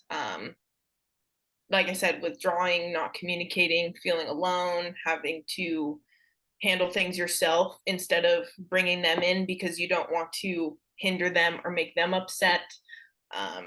There's a lot of hardships that can come with that. And it can lead to the whole atmosphere and the environment that you're in to become negative and lead to like a downward spiral, and which is also why sometimes they just have to get away. But it can lead to a lot of harmful things for the parent and the children, you know. And if you don't talk about it, then whoever It just knows. gets worse. It's just them dealing it with themselves, and the parent might not think anything's wrong. Absolutely. So you also have gone through kind of a second, leaving for the military. So we talked about earlier that your dad left for the military and how difficult that was for you. Did it ever improve over the years, or did he leave more than once? Because I remember him leaving more than once. Did it get easier as he left more, or was there a change? It never got easier. I don't remember a lot. Like I said, when I was younger, I think you just know how you feel, and I don't remember exact details and all of that. And I was fairly young when he was still in and active and being deployed all the time, so I know it was really hard, and I know he did it like multiple times, like in terms of leaving and all of that. But like once I was in school, I feel like that's all I could focus on, but him leaving never got any easier. No. Did did he ever did he what changed in him every time he came home? Because I'd be lying if I said there wasn't a change. Yeah. I mean, what people experience overseas is undeniably difficult. Like and I mean, I still don't know all the details. He's never talked to me. It's hard to open up about those things, just acknowledging what you go through and what you have to experience and do over there. Like A lot to unpack. it's a lot to unpack, and it's again not something you necessarily want to unpack with, I mean, this is just my perception, but unpack with your children who you only want to think the world of you and be the best dad or parent or whatever it may be in the world, so you don't want to acknowledge the pain or the hardships or anything like that. But he definitely got a lot more like on edge, if I would say, like especially like when he first came back, like for the first like 2 week to a month, he was very protective. I mean, he's always been very protective of me and you, but specifically like going to school or letting me like leave the house. He always wanted to be there, always very protective and just not wanting to let go, which no parent wants to let go. But it was especially difficult when he first got back and um, dealing with all of the feelings you have from over there and you don't want to talk to anyone about it, but you feel like you have to be the bigger person and be there for your family. And it's hard to adjust back to civilian life. Like that's what it ultimately comes down to.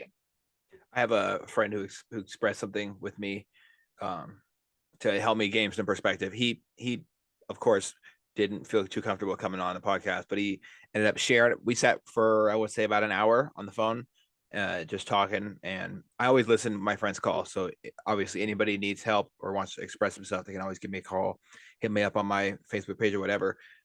However, you get a hold of me, doesn't matter. I'm gonna pick up. So he was going through a tough time, and he told me that he's been struggling ever since he came back home because it was over a 48-hour period. One day it was the middle of the night, and he was kicking in doors and shooting kids who were holding AK-47s in a village when they were probably just trying to pretend they're home. And they were shooting back and forth, and they had to end lives of children holding guns to come back to America and get nervous around kids. Yeah. In 40 hours later, his own children walking into his house was hard. Like walking up the stairs to his house was hard. He had to like call a friend and chat with him because he couldn't even leave. Like he got dropped off because at his house by his buddy, and he couldn't even get up the fucking street to the house. So I know that everybody has different journeys and how they come back home, and a lot of people, they leave a piece of themselves overseas. And it's hard to open up. What is one thing you would say to your dad right now if he was listening to this about the importance of opening up and talking to somebody if he already isn't doing so? I would say to him, if you don't open up, it will severely hurt you, if not end your life. Because to experience the things that he went through and see how it affects him, it's detrimental, Mhm. you know? And it doesn't have to be me, it doesn't have to be family, it could be a random person, it could be someone, but you have to talk about it and acknowledge it. And it's okay to feel the things that you're feeling. Absolutely. And it really is. Everybody deals with things differently. Um, I know people who have never been shot at once occupationally in the military coming home with severe issues because of who knows what. And I'm not gonna go into their deep dark personal stories, but it's really tough. It's always been tough for me to see him leave and to see him come back a different person, to hear him scream in his sleep, to Yeah. hear the nightmares, to have to wake him up when he passes out on the ground because he's so tired coming back from work and he has sleep issues. So now he's laying on the ground in the living room, and I'm like, Dad, wake up. We want to watch Avatar. And he freaks out. And not like violently, but he's terrified when he wakes up because he was startled. And it's important for me to always express myself and to decompress and unload. It's like cracking your back. You have to get rid of that pressure, or it's going to eat you up. And if I could say anything to him, it would be, Dad, you always express to us to open up and communicate with people. It's essential for your children to see you as a beacon of strength. And true strength comes from being honest with yourself and loving yourself enough to open up to somebody. And it doesn't matter who it is. So, and that goes out to all the vets out there, everybody, the families of vets. There's some stuff that's going to eat you up too. It bothers me to this day to see people in military uniform at all, because I start to get little children Eddie feelings of this person's leaving and they're leaving out the door and my sister's crying, and it all comes back to me every single time I see camouflage or particularly the BDUs, and the camo ones that he wore when he deployed. There's nothing that I can, put in words to describe seeing families come home, and when they don't come home all the way, and then they stay gone. It hurts. It hurts for the family. It hurts for the family to see it. what effect did that have on you specifically? Um, Kind of a loaded question. no, it's good. It's just because I still get super emotional about it. Like, I know that instant feeling of when he leaves, but also when they come back, and whether that's no matter how they do, like, it just makes me want to cry. Like, all those videos on Facebook of like people coming home, like, I have to skip past them because I instantly cry. I watch him, so I can't cry. I can't. I instantly scroll past because I know if the second I look at it, I'm bawling my eyes out. But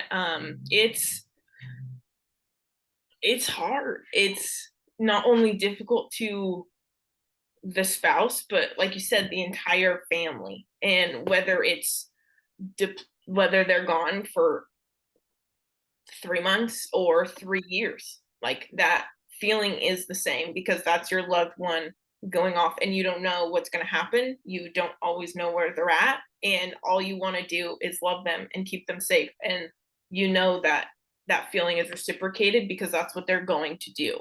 That's what they're going out there to do, and that's all you want to do is freaking cry because it's hard to see them go and come back. It's I don't know how to describe it. I know for one thing I'll always cherish is he brought home the camels.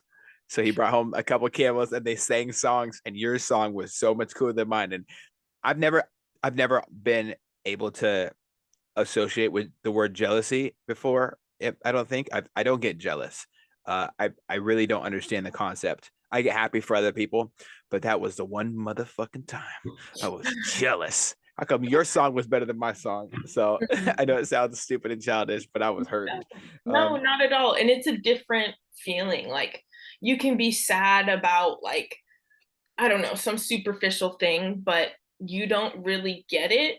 And like, you can empathize and sympathize, but you don't get it until you're a military brat and your family goes out there. Like, my best friend in this whole freaking world, her dad is still active in the military, and he's been in and out of deployment, and it still breaks my heart whether he's gone or here, like, it's I don't know how to describe it. It's another level of emotion because you only want the best for them and to love them, but you know that they're doing it too.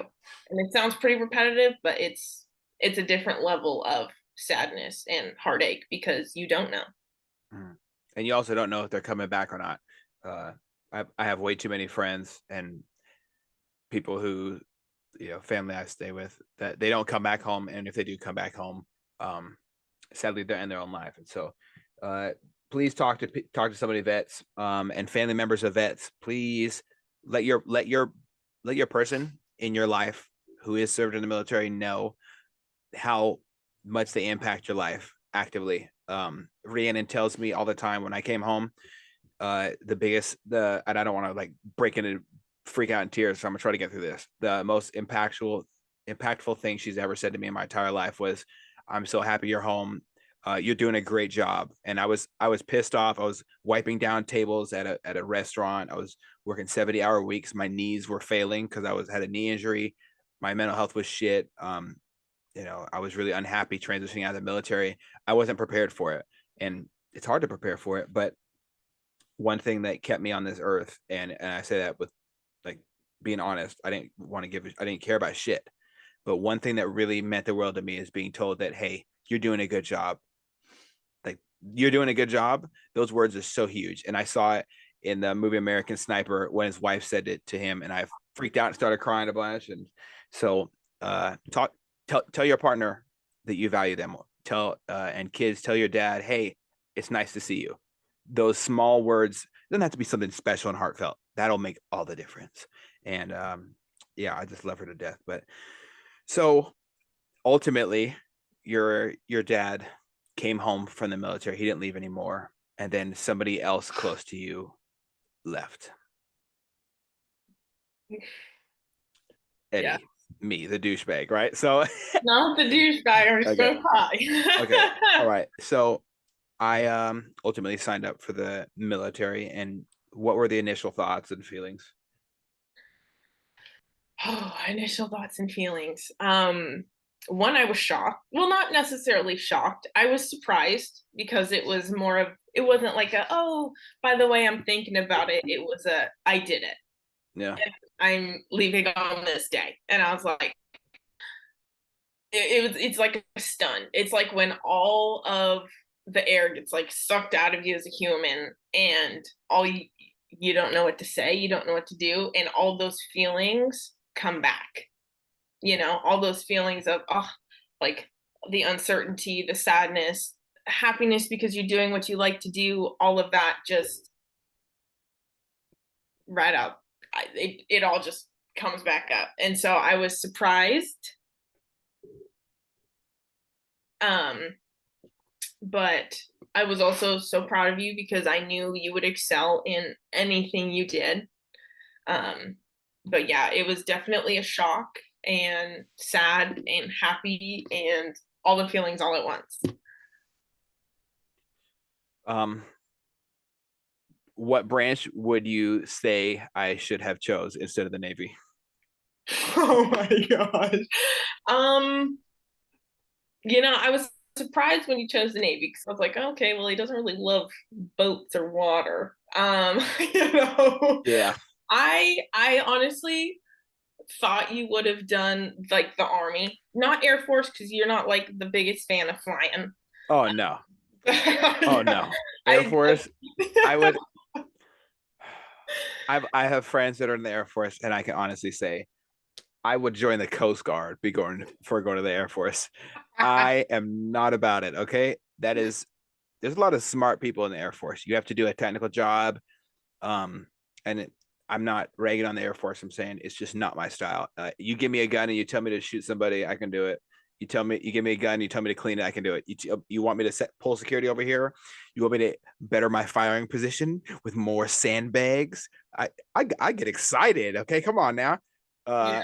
But you tell me you want me to do computer work and do something smart like fly a drone, and my brain just goes, there's no hope for me. Yeah. Definitely the Marines or the Army, I could see myself in. But there was no way I could not do some form of leadership. So I'd end up, applying for a certain package, and go through the rigorous process of selection. Hopefully, if I could go back and do the military again, I would have definitely, continued. Like I moved around my original contracts and stuff, but I would definitely have pursued a career that has a lot to do with things I can carry on here. And I would have came directly out of, if I passed selection and all that, I would have came directly and joined a police force and gone to the SWAT team and sat in a nice bulletproof truck all day. So that'd be kind of nice. Now I have one surprise for you. A surprise. Is it a gun? No. Oh, you didn't buy a new gun? No. Unfortunately not. But we will do fun things with the week for the wedding. But besides that, do you have your phone? Yes, I do. Okay. Well, I just sent you an email. Okay. I don't know how to read, so I hope you figure that out by now. No, that's okay because you wrote this email. I wrote this email. Yes. Whew, so okay. I kept all of the letters that you sent me in boot camp. Oh my goodness. I compiled them. I put them in hopefully the right order. I tried to go through the timeline. I was talking to a bunch of people, but I've compiled them in one email. And at the very end, I put my own letter in there for you to read. You don't have to read it on here. I'm going to read it. No. I'm going to read it. How do I not read it? I remember every single one of these. The first letter is, "Hi, Bree. I got your school pic. It's in the ID part of my wallet. You make me so proud." Okay. Skipping the letters. You might cry. It's okay. I cried for so many nights reading them, trying to put them in order, but it's very special to me, and I wanted you to see them and read them because you're such it's in the letter. So just go. Letter. Okay, well, I'm gonna read it. Okay. Okay. Everyone bear with me. I'm extremely dyslexic and I had a few head injuries. So Dear Eddie, words cannot amount to the love and appreciation I have for you. It is truly an honor to be your sister. You have been the greatest protector, best friend, shoulder to rant on. Yeah, because you never cry, you just get mad at and role model for anyone in this world could ask for. Even in the darkest times, we have stuck it out together. Though tough times as a kid, to even more stress as an adult. I know I wouldn't have lived this long without you. I always remember the moments that we shared playing Monopoly until ungodly hours of the night, and our numerous times you tried to teach me how to break dance, play video games, and knit. I'll even miss the times when we made forts in the loft bed and listened to Harry Potter all night. Again, dyslexic people. Even back then, you'd say, if you have any questions about the story, just ask and I'll explain it. If I was ever in trouble and didn't know what to do, you guided me to do the right thing. Even when I was scared, you gave me a confidence to stand up. When I was insecure, you gave me the heart to not give a fuck about what people think. And whether it was horses, dance, or even gymnastics, you always been my biggest supporter who showed up, making it more special than I could ever imagined. It's a true blessing to be in your presence. Somehow, you always find a way to cheer me up. I'm inspired by your drive, brutal honesty, and grit that you tackle the world with. Even after all the torture I put you through, trashing your Legos and stealing your army guys, you pushed me to be the best person I could be. And I can only pray that my children and family that come after can be half the man you are. You are the best person I know. Together, goodness Christ, we will together we will retrain the family the right way. I cannot wait to see how far you go. I truly love you so much, Eddie. XOXO Brie. Oh my goodness. It's a tear jerking party today. Oh my goodness. I know. Now, I wanted to give you these letters to not only show that, yes, I still keep mail, but you have always been there for me in my life, and that's indescribable. And it's phenomenal, and I love you so, so much. I love you much as well, sis. Can't listen to many songs about sisters without crying. So thank you so much for that. And I'll look through these and yeah, I'll just laugh and I'm gonna print them out and save them. I have a folder with all my military stuff in it. So yes, so just a little tangent from the military thing, but that I would always get excited when I saw mail from you when you were in boot camp, because it was just the greatest thing, because obviously you don't have your phone, you have no modes of communication, and those were the best letters I ever received in middle school that like kept me going. So well, I'm very thankful that I could have a positive impact on you. Mm-hmm. So moving on from the tearjerker, what impact did my military service have on you, in good ways or bad ways? Good ways. Well, this time I was older, so I could remember everything, or most things that I wanted to remember. I remember always being worried. I'm not about you, but for you, because I just wanted you to stay safe and be careful, and I knew you would excel tenfold at whatever you decided to tackle. I wanted my brother home. And more than that, I knew I had to be strong and help those who also cared for you. So, Rhiannon, this is probably where her and I got the closest growing up, because I knew what it was like to have people leave. I knew what it was like to have people come back and deal with those emotions and also help my mom through it. And so I just wanted her to know that I was there for her always, and whatever she needed, whether it was figuring out how to even send mail or what to do or how to act in certain situations, that I would be there to help her, because I had gone through that before.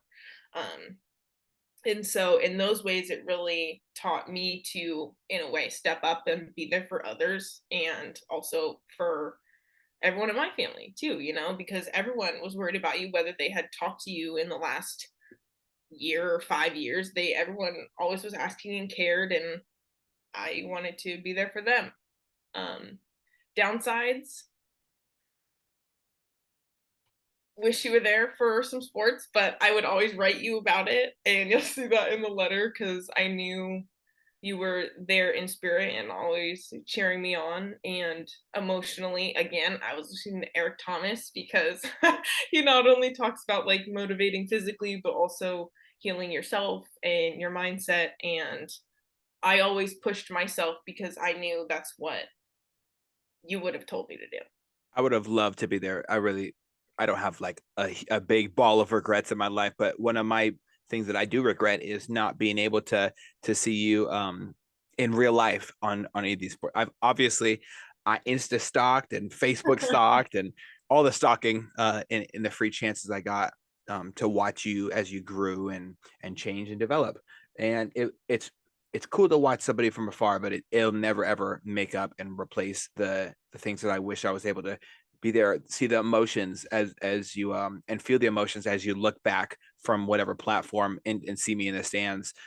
It's a full circle moment, and I'm gonna get my goddamn full circle moment. I don't care if I gotta buy soccer outfits, dance outfits. I want to be there, and if not in your life, then in your children's life. But thankfully, we have a lot of life left to live, and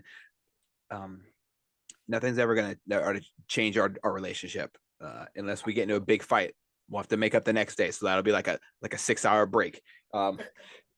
So tell me a little bit about adventures in the Navy, because I know you came and visited a whole lot. You actually you were the most influential person coming to visit me, because in perspective of my family side, because my mom didn't come and visit like multiple times, and Bill never came and visited for anything. And then obviously me and my dad, we like 7 days before the Navy, we had like a fight to the death almost. So we weren't really talking and we didn't talk after that until he died. We still didn't talk. So you were the only one that was really there on my side of the family. And I had to create this whole new this family unit for me. I had to put together what my family is going to be in the future. And this is where that self-isolation turned into me having a little bit of frustration, a little bit of hurt, a little heartbreak, a lot of nights staying awake up until like 4 a.m. when I got to work at 6, knowing that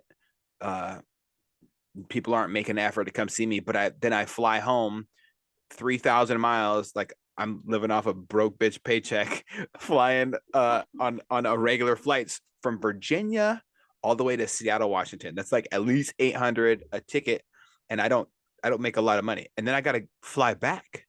Yeah. So I'm coming over here, and everyone's like, "Oh, come and see me, come and see me." You made a significant effort, along with Rihanna's mother, Cherie, and Rihanna herself, and always coming to see me. My mom did come to see me once, and it was great. It really smoothed out some of the rough edges that I was feeling. Mm-hmm. Are there any adventures that really stuck out other than your chocolate nougat experience in California? You already knew what I was Sorry, in gonna Chicago. say. That was Chicago. I'm so glad you brought this up. Every trip that I took to come see you with Rhiannon and Cherie was an adventure, whether it was just getting there in general, to the hotels, to Black Friday shopping and not knowing, like it was immense. But through it all, I knew I wanted to be there. Like I remember planning the Chicago trip, and it was close to Thanksgiving, and I was like, I'm going. Like I have to be there. And it was really important for me to show up, not just because I missed you, but because I wanted to show my support and show you that I would be there for you no matter what. Not to say that the others wouldn't, but they just couldn't. That they weren't. Time. Yeah. So I found it extremely important to be there, and I wouldn't have given it for the world. But definitely the Chicago trip was probably the coldest environment I had ever been in before Pullman. Um, it was so cold when we went there. I remember you pushing me in my wheelchair because at that point I was still in the wheelchair with broken lumbar spine. And it was just the funniest of times. I know that sounds weird, but it was so incredible to see you graduating.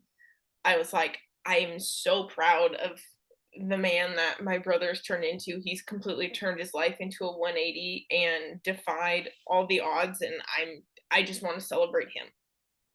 And so it was very important for me to be there, and it was so precious to see how much you and Rhiannon also cared for each other. Like, I knew you guys love each other, and we all see it, we all know it, we're all envious. You guys are a phenomenal, have a phenomenal relationship. But Thank you. that's when I really knew, like when she was coordinating and doing all of those things to plan the trip, she's like, "Hey, do you want to come? Like, we'll do all these things and I'll get it together and organize it." Like, that's when I knew, like, she's your person, you know? You knew before me. Why didn't you let me know? I Well, would have. you wrote me in the letters, you'll read. You in one of them, I you never say said that. you did. It's Oh, why are you trying to sell me out? Like it's like she told me she loved me first, and now I knew before I asked her to way before I asked her to marry that she was the one for me. I knew she was the one for me from the moment that she first looked at me. She said we should make a secret handshake, and I said that was it. That was it for me. We were watching No, Twilight. but I'll never forget. The Chicago trip was great. I'd say the San Diego trip, um, where you took us on a tour of the carrier, that was the best thing I have ever experienced. I mean, I was like, "Oh my gosh," because I mean, we've been to Everett, we've been to JBLM, I saw them all the time. I just never got to actually go and look at it and experience and kind of get a little bit more perspective of what you went through, and that was great. Also, jumping off the side was pretty cool too. Yeah, we jumped off the side of an aircraft carrier into I always say that. the bailout spot. So That was pretty cool. That was yeah. really, really So for the military going people, and for non-military going people, there's a LSL platform, the Landing Safety Officer platform. So in the movies, it's the guys that wear the white jackets and they got with little flight deck suits, and they're on the right side. If you're looking at the aircraft if you're looking from the front to the back of the ship, as the aircraft are landing, that right side, the LFO platform, you need a spot to bail out because if that plane comes in at the wrong angle, you are going to be flatline, baby. So there's a bailout spot right there. And I used to run on the flight deck every night, no matter how cold, with my weight vest or without the weight vest. I'd run around the flight deck and run around the flight deck with me and my boy Deontay Straight. And every time I made a loop, I would jump off there and and this is at nighttime, so not everything's illuminated. And I would be a sick bullshit liar if I said there wasn't a couple times I almost died jumping into it because it was dark. I was like, I'm just gonna make the jump. Like weird things would happen. Sometimes they shut off the lights on the aircraft carrier, or the lights would go out, and I would be jumping and falling into nothingness. And then thankfully the net was there. So yeah, I've done some risky things in my life, but the LSL platform jump is definitely one of my favorite memories about the aircraft carrier. I really enjoyed being able to show you because there's always been this huge separation between the military and our family, and it's supposed to be something that's looked up to and a prestigious event. Why hide it from the family? There's nothing pretty about bombing people or leaving your family for years but bringing retribution to those who need it from the United States of America, even sometimes just to bring a little quote unquote democracy, aka get your gas and your opium from your countries. But things happen. Sometimes you need a little bit of that democracy, quote unquote. And I think we need to get rid of that separation of the families. It's good for the families to feel like they're involved because they are involved. But if they don't feel like that and feel like there's a separation between the military and the family, it's going to lead to relationship issues. Me and Rhiannon have had a lot of problems that I caused because I wanted to separate that, and it was a decision that I didn't like that Bill made when I was a kid, and I didn't like that my grandpa on my dad's side didn't have anybody to talk to. He actually ended up taking his own life when he came back from the military, and he was in the Marines, and he did amazing special operations stuff because that's who he was built for. He was built as a warrior, and not having that separation, not talking to somebody extremely detrimental to the family members. So I definitely appreciate being able to share that moment with you, and all the moments that we shared as you, me, and Rhiannon have had lots of memories. Yes, no, it was always a great time, but the best part about it was seeing you. And well, I'm was... okay, yeah, but jumping off that platform. I think I still have a video of it somewhere. I'm gonna find it. I have it somewhere. Yeah, I have all the videos still from my entire military career on my laptop, and I don't ever look at them, but I'm probably gonna eventually. So yeah, especially when you hook up a GoPro to your chest for a lot of deployment, you catch a lot of funny shit happen. So I thought you lost it in like I Hawaii. did lose it in Hawaii. It fell down probably about 27 to 30 feet down. Yeah. And I was diving as sun was setting. I was diving with a couple of my buddies as spotters to make sure I didn't, make sure I didn't drown, and two, we were already paddleboarding looking at giant turtles swim by us. So I'm free diving, and coming up with my lungs are hurting, my head's pounding, I'm like bleeding out of my nose. I'm scared of sharks because sharks and water and blood don't go well. I'm keep diving 20 feet, 15 feet, and the land's changing. There's reef somewhere, so I'm diving. I finally open my eyes. I'm bashing my face into the reef. I'm stepping on reef. I got turtles and fish moving past me, and finally I saw this weird thing. It looked kind of like a square instead of a rock. Dove down. Bam. GoPro. It's a miracle it made it. But yeah, and it was a gift too, so I didn't want to lose a gift. Yeah. Thankfully, it didn't drop my wedding ring, because that would have been a big L. Yeah. So yeah, but I got it, and I'm super thankful for it. So,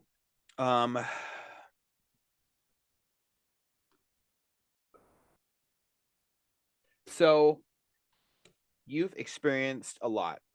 One of the cool things about us being brother and sister is we get to share things together.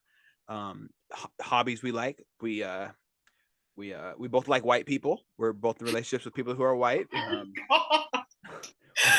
We both like horrible humor. We like Apple iPhones. Yes. We love dogs. Absolutely. We support interracial marriages. We don't really care. We're happy for everybody. Yeah. What are other things that you enjoy in life? Because I know that you and Brandon seem to have something that me and Rhiannon like, which is guns. Yes, absolutely. I'm more just like getting into it. Like, I was always educated and aware of it, not to the extent I would have liked, but I always think that I knew how to operate a gun and use it when I needed to. But thankfully. Who taught you that? Who taught you that? Bill. What? Can't teach me. Just like safety. More of like safety thing. Like, obviously it's kind of like common sense, like, okay, I know how to use it, but like how to be safe around it in a general sense. Okay. I have in the recent like year a lot more like hands-on practice with that, which I definitely think is necessary in this day and age in the world that we're in. And thankfully I got to experience that hobby with my fiance Brandon, and now with you and Rhiannon, because we're just a little group and I love it.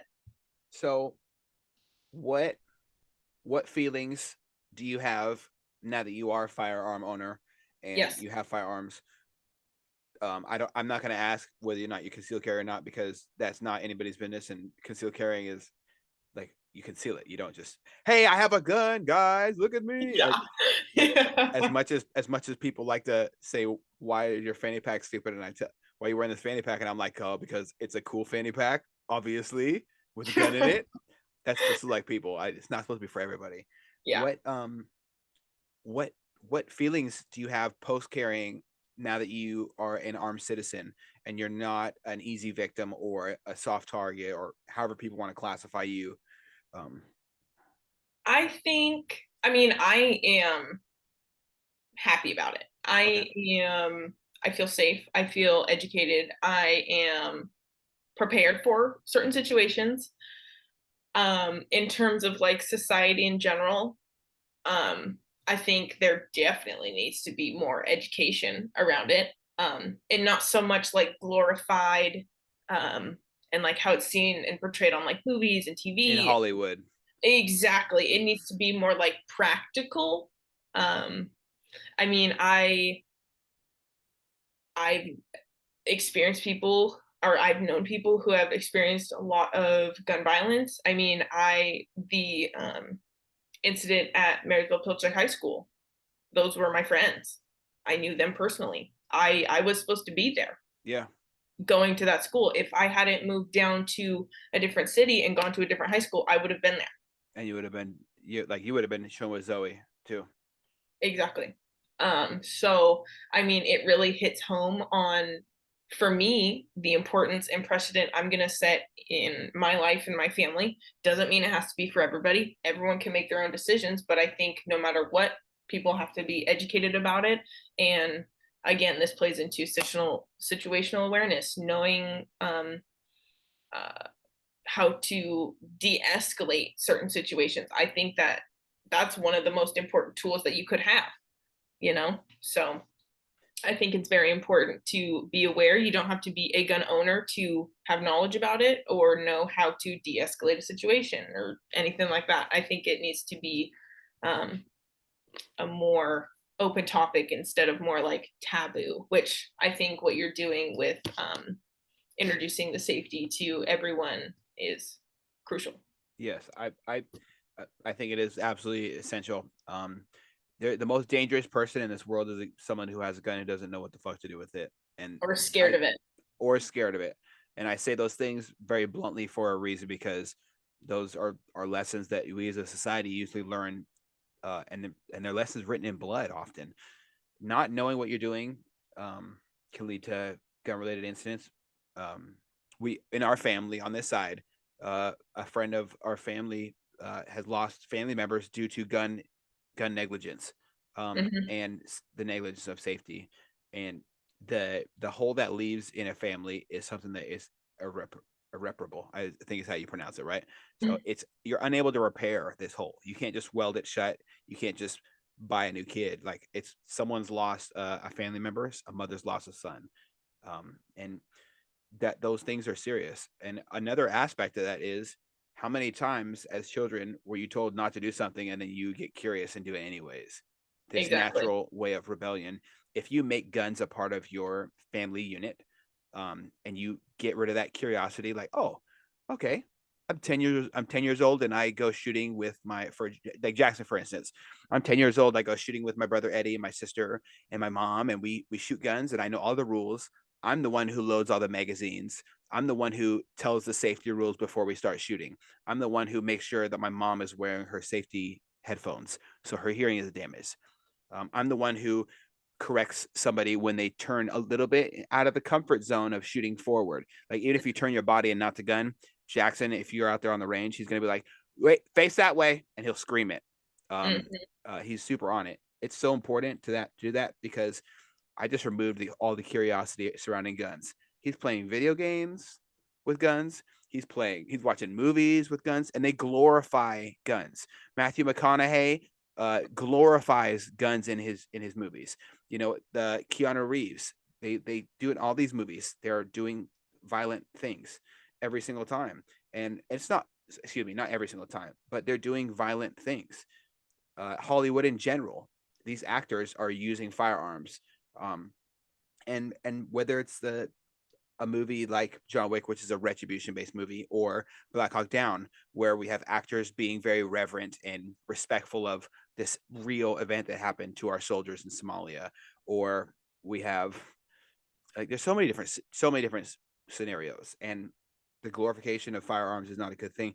Is it cool to have a gun and go out shooting with your buddies and be like, oh, I like yours, I like yours, cool, let's have some fun. That's the American way to celebrate in a safe, responsible manner. But when you start to introduce alcohol into firearms, when you start to introduce people who have a lack of knowledge and they're willy-nilly with firearm safety, we get dead kids. Yeah. We Or just get think of dead it as families. just think of it as like a toy or something that you can play around with, and it's Mhm. not seriously or life ending, that's when serious issues arise. Yes, it is. It's a very useful tool, but only if you use it the right way. And Exactly. I can't stress that enough. Seeing the incident happen at Marysville Pilchuck High School was soul crushing to me. I thought you were there. I didn't know. Yeah. And thankfully, uh, I don't know. It's kind of screwed up to say, but I'm happy to say it. Thank you. Thankfully, you weren't there. Thank God you weren't there in that moment. I wouldn't want it to happen to anybody, but thank God you weren't. And that led to my current journey, which I'm working on right now, kind of facing that fear that I had, that terrifying, soul gripping fear. Active shooter prevention is a big part of my life right now, and what I'm working towards with some of my friends. There's nothing more important than bolstering schools and their defenses and making sure that our kids have a safe area to go to school in. And politicians have done literally nothing about it. And it's as simple as, it's not like just locking doors. It's as simple as making schools not easy targets. You know, Mm. it's not a secret that a bullet can travel through glass. It's not, even the person who plays video games knows that. Um, Mhm. and it's not going to stop with just one thing. We need to have a projection of power like the police and use their sirens as, or a lot of times they're flashing lights, or a lot of cops use projection of power as a way to stop criminals. The military uses projection of power. There's nothing wrong with having bolstered school security, but that doesn't mean we militarize our schools either. But I think there's definitely a lot of things we can do better. What was the ultimate effect of you having a strong relationship with your partner and going out to shoot, and him supporting you in being an armed woman? Because a lot of people have this pathetic stigma that women don't need to protect themselves, or women, guns aren't for women. And I think it's stupid as hell. I like to slap people in the face who say things like that. So I definitely agree. Keys through your knuckles aren't really going to do anything if someone is actually trying to harm you. And I am so thankful that um, my partner encourages me to be educated and protected and be able to stand up for myself and protect myself. Now, that doesn't necessarily mean carrying all the time, but it means knowing how to get out of certain situations or be better. But it's wonderful to have that support, to know that not only is he there to protect me, but he's there to encourage me to protect myself. Because I know that, my wife does that for me. She encourages me to protect myself. yeah, And um it's important. It's important to have that factor of your partner being supportive of you making it home. I've yeah, been involved in multiple scenarios in my life where bullets go flying, or I'm faced with a knife versus no gun situation, and I know that having a gun faced with a robbery at knife point in the streets of Seattle at nighttime is way more fun than getting having a fight versus a knife without one, because you don't know what's on that knife and you don't want to get a disease. So you also don't want to bleed out. So exactly. guns are distance tools too. So as you pull it out and look behind you before you take a step back and move back and create space, you now have an advantage. You're no longer an easy victim with one poke of a pointy thing. Exactly. And there's definitely a time and a place, and you have, as any responsible gun owner, have to know when to use it and when not to use it. And that's um speaks to your education and your knowledge around them in general. So I think it's really important. I also agree, it's so stupid. I think everyone, no matter who they are, what they are, need to be aware and be able to protect themselves, because you never know what can happen in risky situations or any situations. You can be walking down the street and something can happen. But Yeah, I don't expect to be leaving from work and then someone's supposed to or 3 a.m. in the morning, because I started work early and I don't have a gun on me because I don't carry a gun at work at this point in my life. And someone pulls a knife on me and says, "Give me all your money, bitch," and I have to make a decision whether or not to beat them to the punch and go hands on, or wait for them to act and try to defend against a knife, which is never fun for those who have had to do it. So, yeah, like, thankfully, I don't like to hesitate when a situation, if I, like, deadly force is authorized at that point. So I go hands on and I use the wall to help convince his face not to stab me. And thankfully I wasn't harmed in the process, because I could have been dead. and that sucks. So Yeah. You yeah, can't definitely. plan for those things to happen. Yeah, you can't prepare. You can't expect for this to happen. And if you're in an area that they've pretty much given the criminals a green light, yeah, you're going to be faced with those situations. I'm gonna bring this one out. Proper planning prevents poor performance, and that is in all aspects of life. The 5 P's, the keys of is that the cornerstone of your success? Because I can tell that Yeah. you plan a lot of things in your life, and it usually works out well. I do. I'm very analytical thinker. At least I like to think I am. And I Well, mean, I must know then. Do you plan on putting your children in jiu-jitsu classes, or what are they going to be doing as a child to learn confidence, self-defense, and stuff like that? Because I know I'm doing jiu-jitsu for the kids. No matter what happens in life, the kids will be in jiu-jitsu for at least 3 years, at least. Yeah. That's enough to get a good foundation for the rest of your life. Yeah, I mean, I definitely, if they don't want to pursue like karate or jujitsu or anything like that, No. then I'm gonna. I don't think so. Well, whatever it may be, then I'm gonna teach them the tactics and tools that they need to be safe, and just things that they can do to mitigate the risk that they will encounter in life.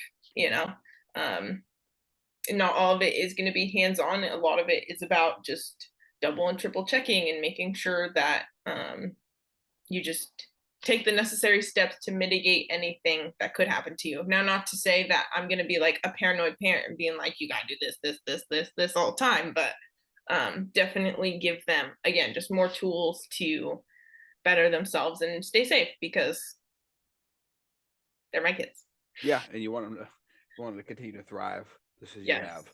So what is in the future for you? I know you have this rock on your hand, so what's going on? Yes. So I am planning a wedding. Very exciting.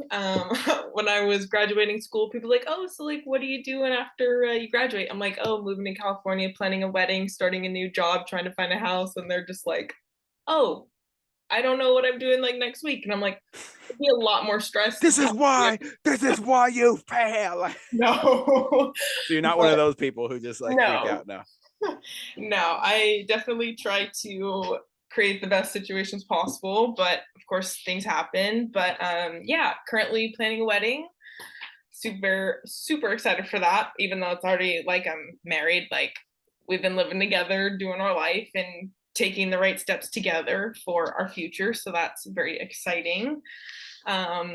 I started a new job, so I am working on that. I just hit my 90 days, if you don't count my internship. So that's pretty promising. I'm stepping foot into the corporate world, which is intimidating, but an exciting learning experience that I'm ready to take on. In terms of long term, finding a house in this market, we'll see how that goes. Yeah. So that's the short term. Long term, honestly, just taking it as it comes. In my life, I've learned that because I had to grow up so fast, it was hard to picture what I want for myself instead of meeting what other people want for me. So it's hard to say, yes, I definitely want to do this in my future, or I want to accomplish this. And I definitely have short term goals, but in terms of what do I want to accomplish long term, I just want to be the best person I can be and be my own definition of success at that moment, which is so like corny, because I feel like you always have to have a long term goal, which I think I do, but it's hard to know when, one, I'm this young and I just want to be the best I can be for myself and my relationship and all the people in my life. Absolutely. I think that's awesome. I always try to have these 3 same goals, because it's always 3 goals, they're pretty bland goals, but they're pretty easy to stick by. All right. Mm-hmm. More money, more guns, and more freedom. And freedom can be whatever you choose to call it. Like, freedom can be cleaning up, financial freedom, or some free time with your family, or freedom can be saying, okay, I want to hang out with you right now, but sadly I got more important things to do, so I can clear up time with my family later. Yes. And moving it around. And then obviously more money people say more money, less problems.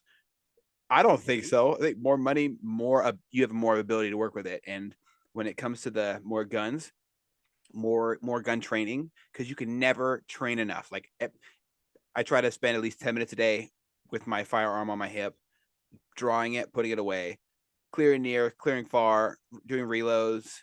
Obviously this got really slowed down with my shoulder incident, but now it's one arm to everything. So it's even more exciting because now I got, look at this, all these things, this new rock I just turned over. There's a bunch of baby crabs under it that I'm trying to wrangle in right now. So Definitely more guns and more practice and more. There's never a bad time to practice being well versed with your firearms, so you don't make a poor decision that reflects on that completely impacts your family. Yeah, I think those are all super good goals. Two, like material ones that we have long term. One, I'm going to travel. I'm going to travel the world. I want to go to like Indonesia. I want to go to Bali. I want to go to Thailand and all these interesting places once the world kind of settles down a little bit. Because I did study international econ and I never got to travel internationally. So, definitely want to do that. But getting a house with some land and having my own horses so I can jump them in my arena in my backyard. That's what I want. That would be a dream come true. Absolutely. Well, I really do appreciate you and Willis taking time out of your day to join us. He was a great assistant. I only got a little bit of feedback from him, but I'll take what I can get. Thank you so much for joining me and opening up and sharing things. It's always great for me to hear different perspectives on growing up, and you have a great outlook, especially about how you deal with things. Post these incidents that happen as we're children. It's not always easy to pick up the pieces and you've put together into a puzzle, and the puzzle is not what most people would look at it like. It's what you want it to look like because you took the power back, and I want to commend you for that. And thank you so much for taking time out of your super busy Monday for this. So absolutely. Working for a bank, I get bank holidays off, so no problem at all. But I am so thankful you had me on the podcast. It's been an amazing experience, and I'm so grateful we got to chat. Yeah, it's always good to talk to you, sis. You too. All right. Thank you. Mm-hmm. We spent a lot of time on this podcast talking about mental health, but I want to talk about physical health for a second. There's nothing more uplifting and confidence boosting than looking in the mirror and seeing exactly what you want looking back at you. The person I trust to make sure that's happening, no matter if I'm going through an injury or not, is Brian Click. He's my friend, mentor, coach, and now one of our sponsors here at Off the Deep End. Head over to the link in the description and check out why I choose him. All over his Instagram and his website, you will be seeing the different clients who've worked with him in the past, whether it's bodybuilding or just maintaining a healthy lifestyle or working towards a certain goal in a sport and making sure you make weight. Brian is a guy I trust for every single different category and facet that fitness surrounds. There's nothing more important than liking what you see in the mirror and liking how you feel when you wake up every day. So head over to his website and get this process started.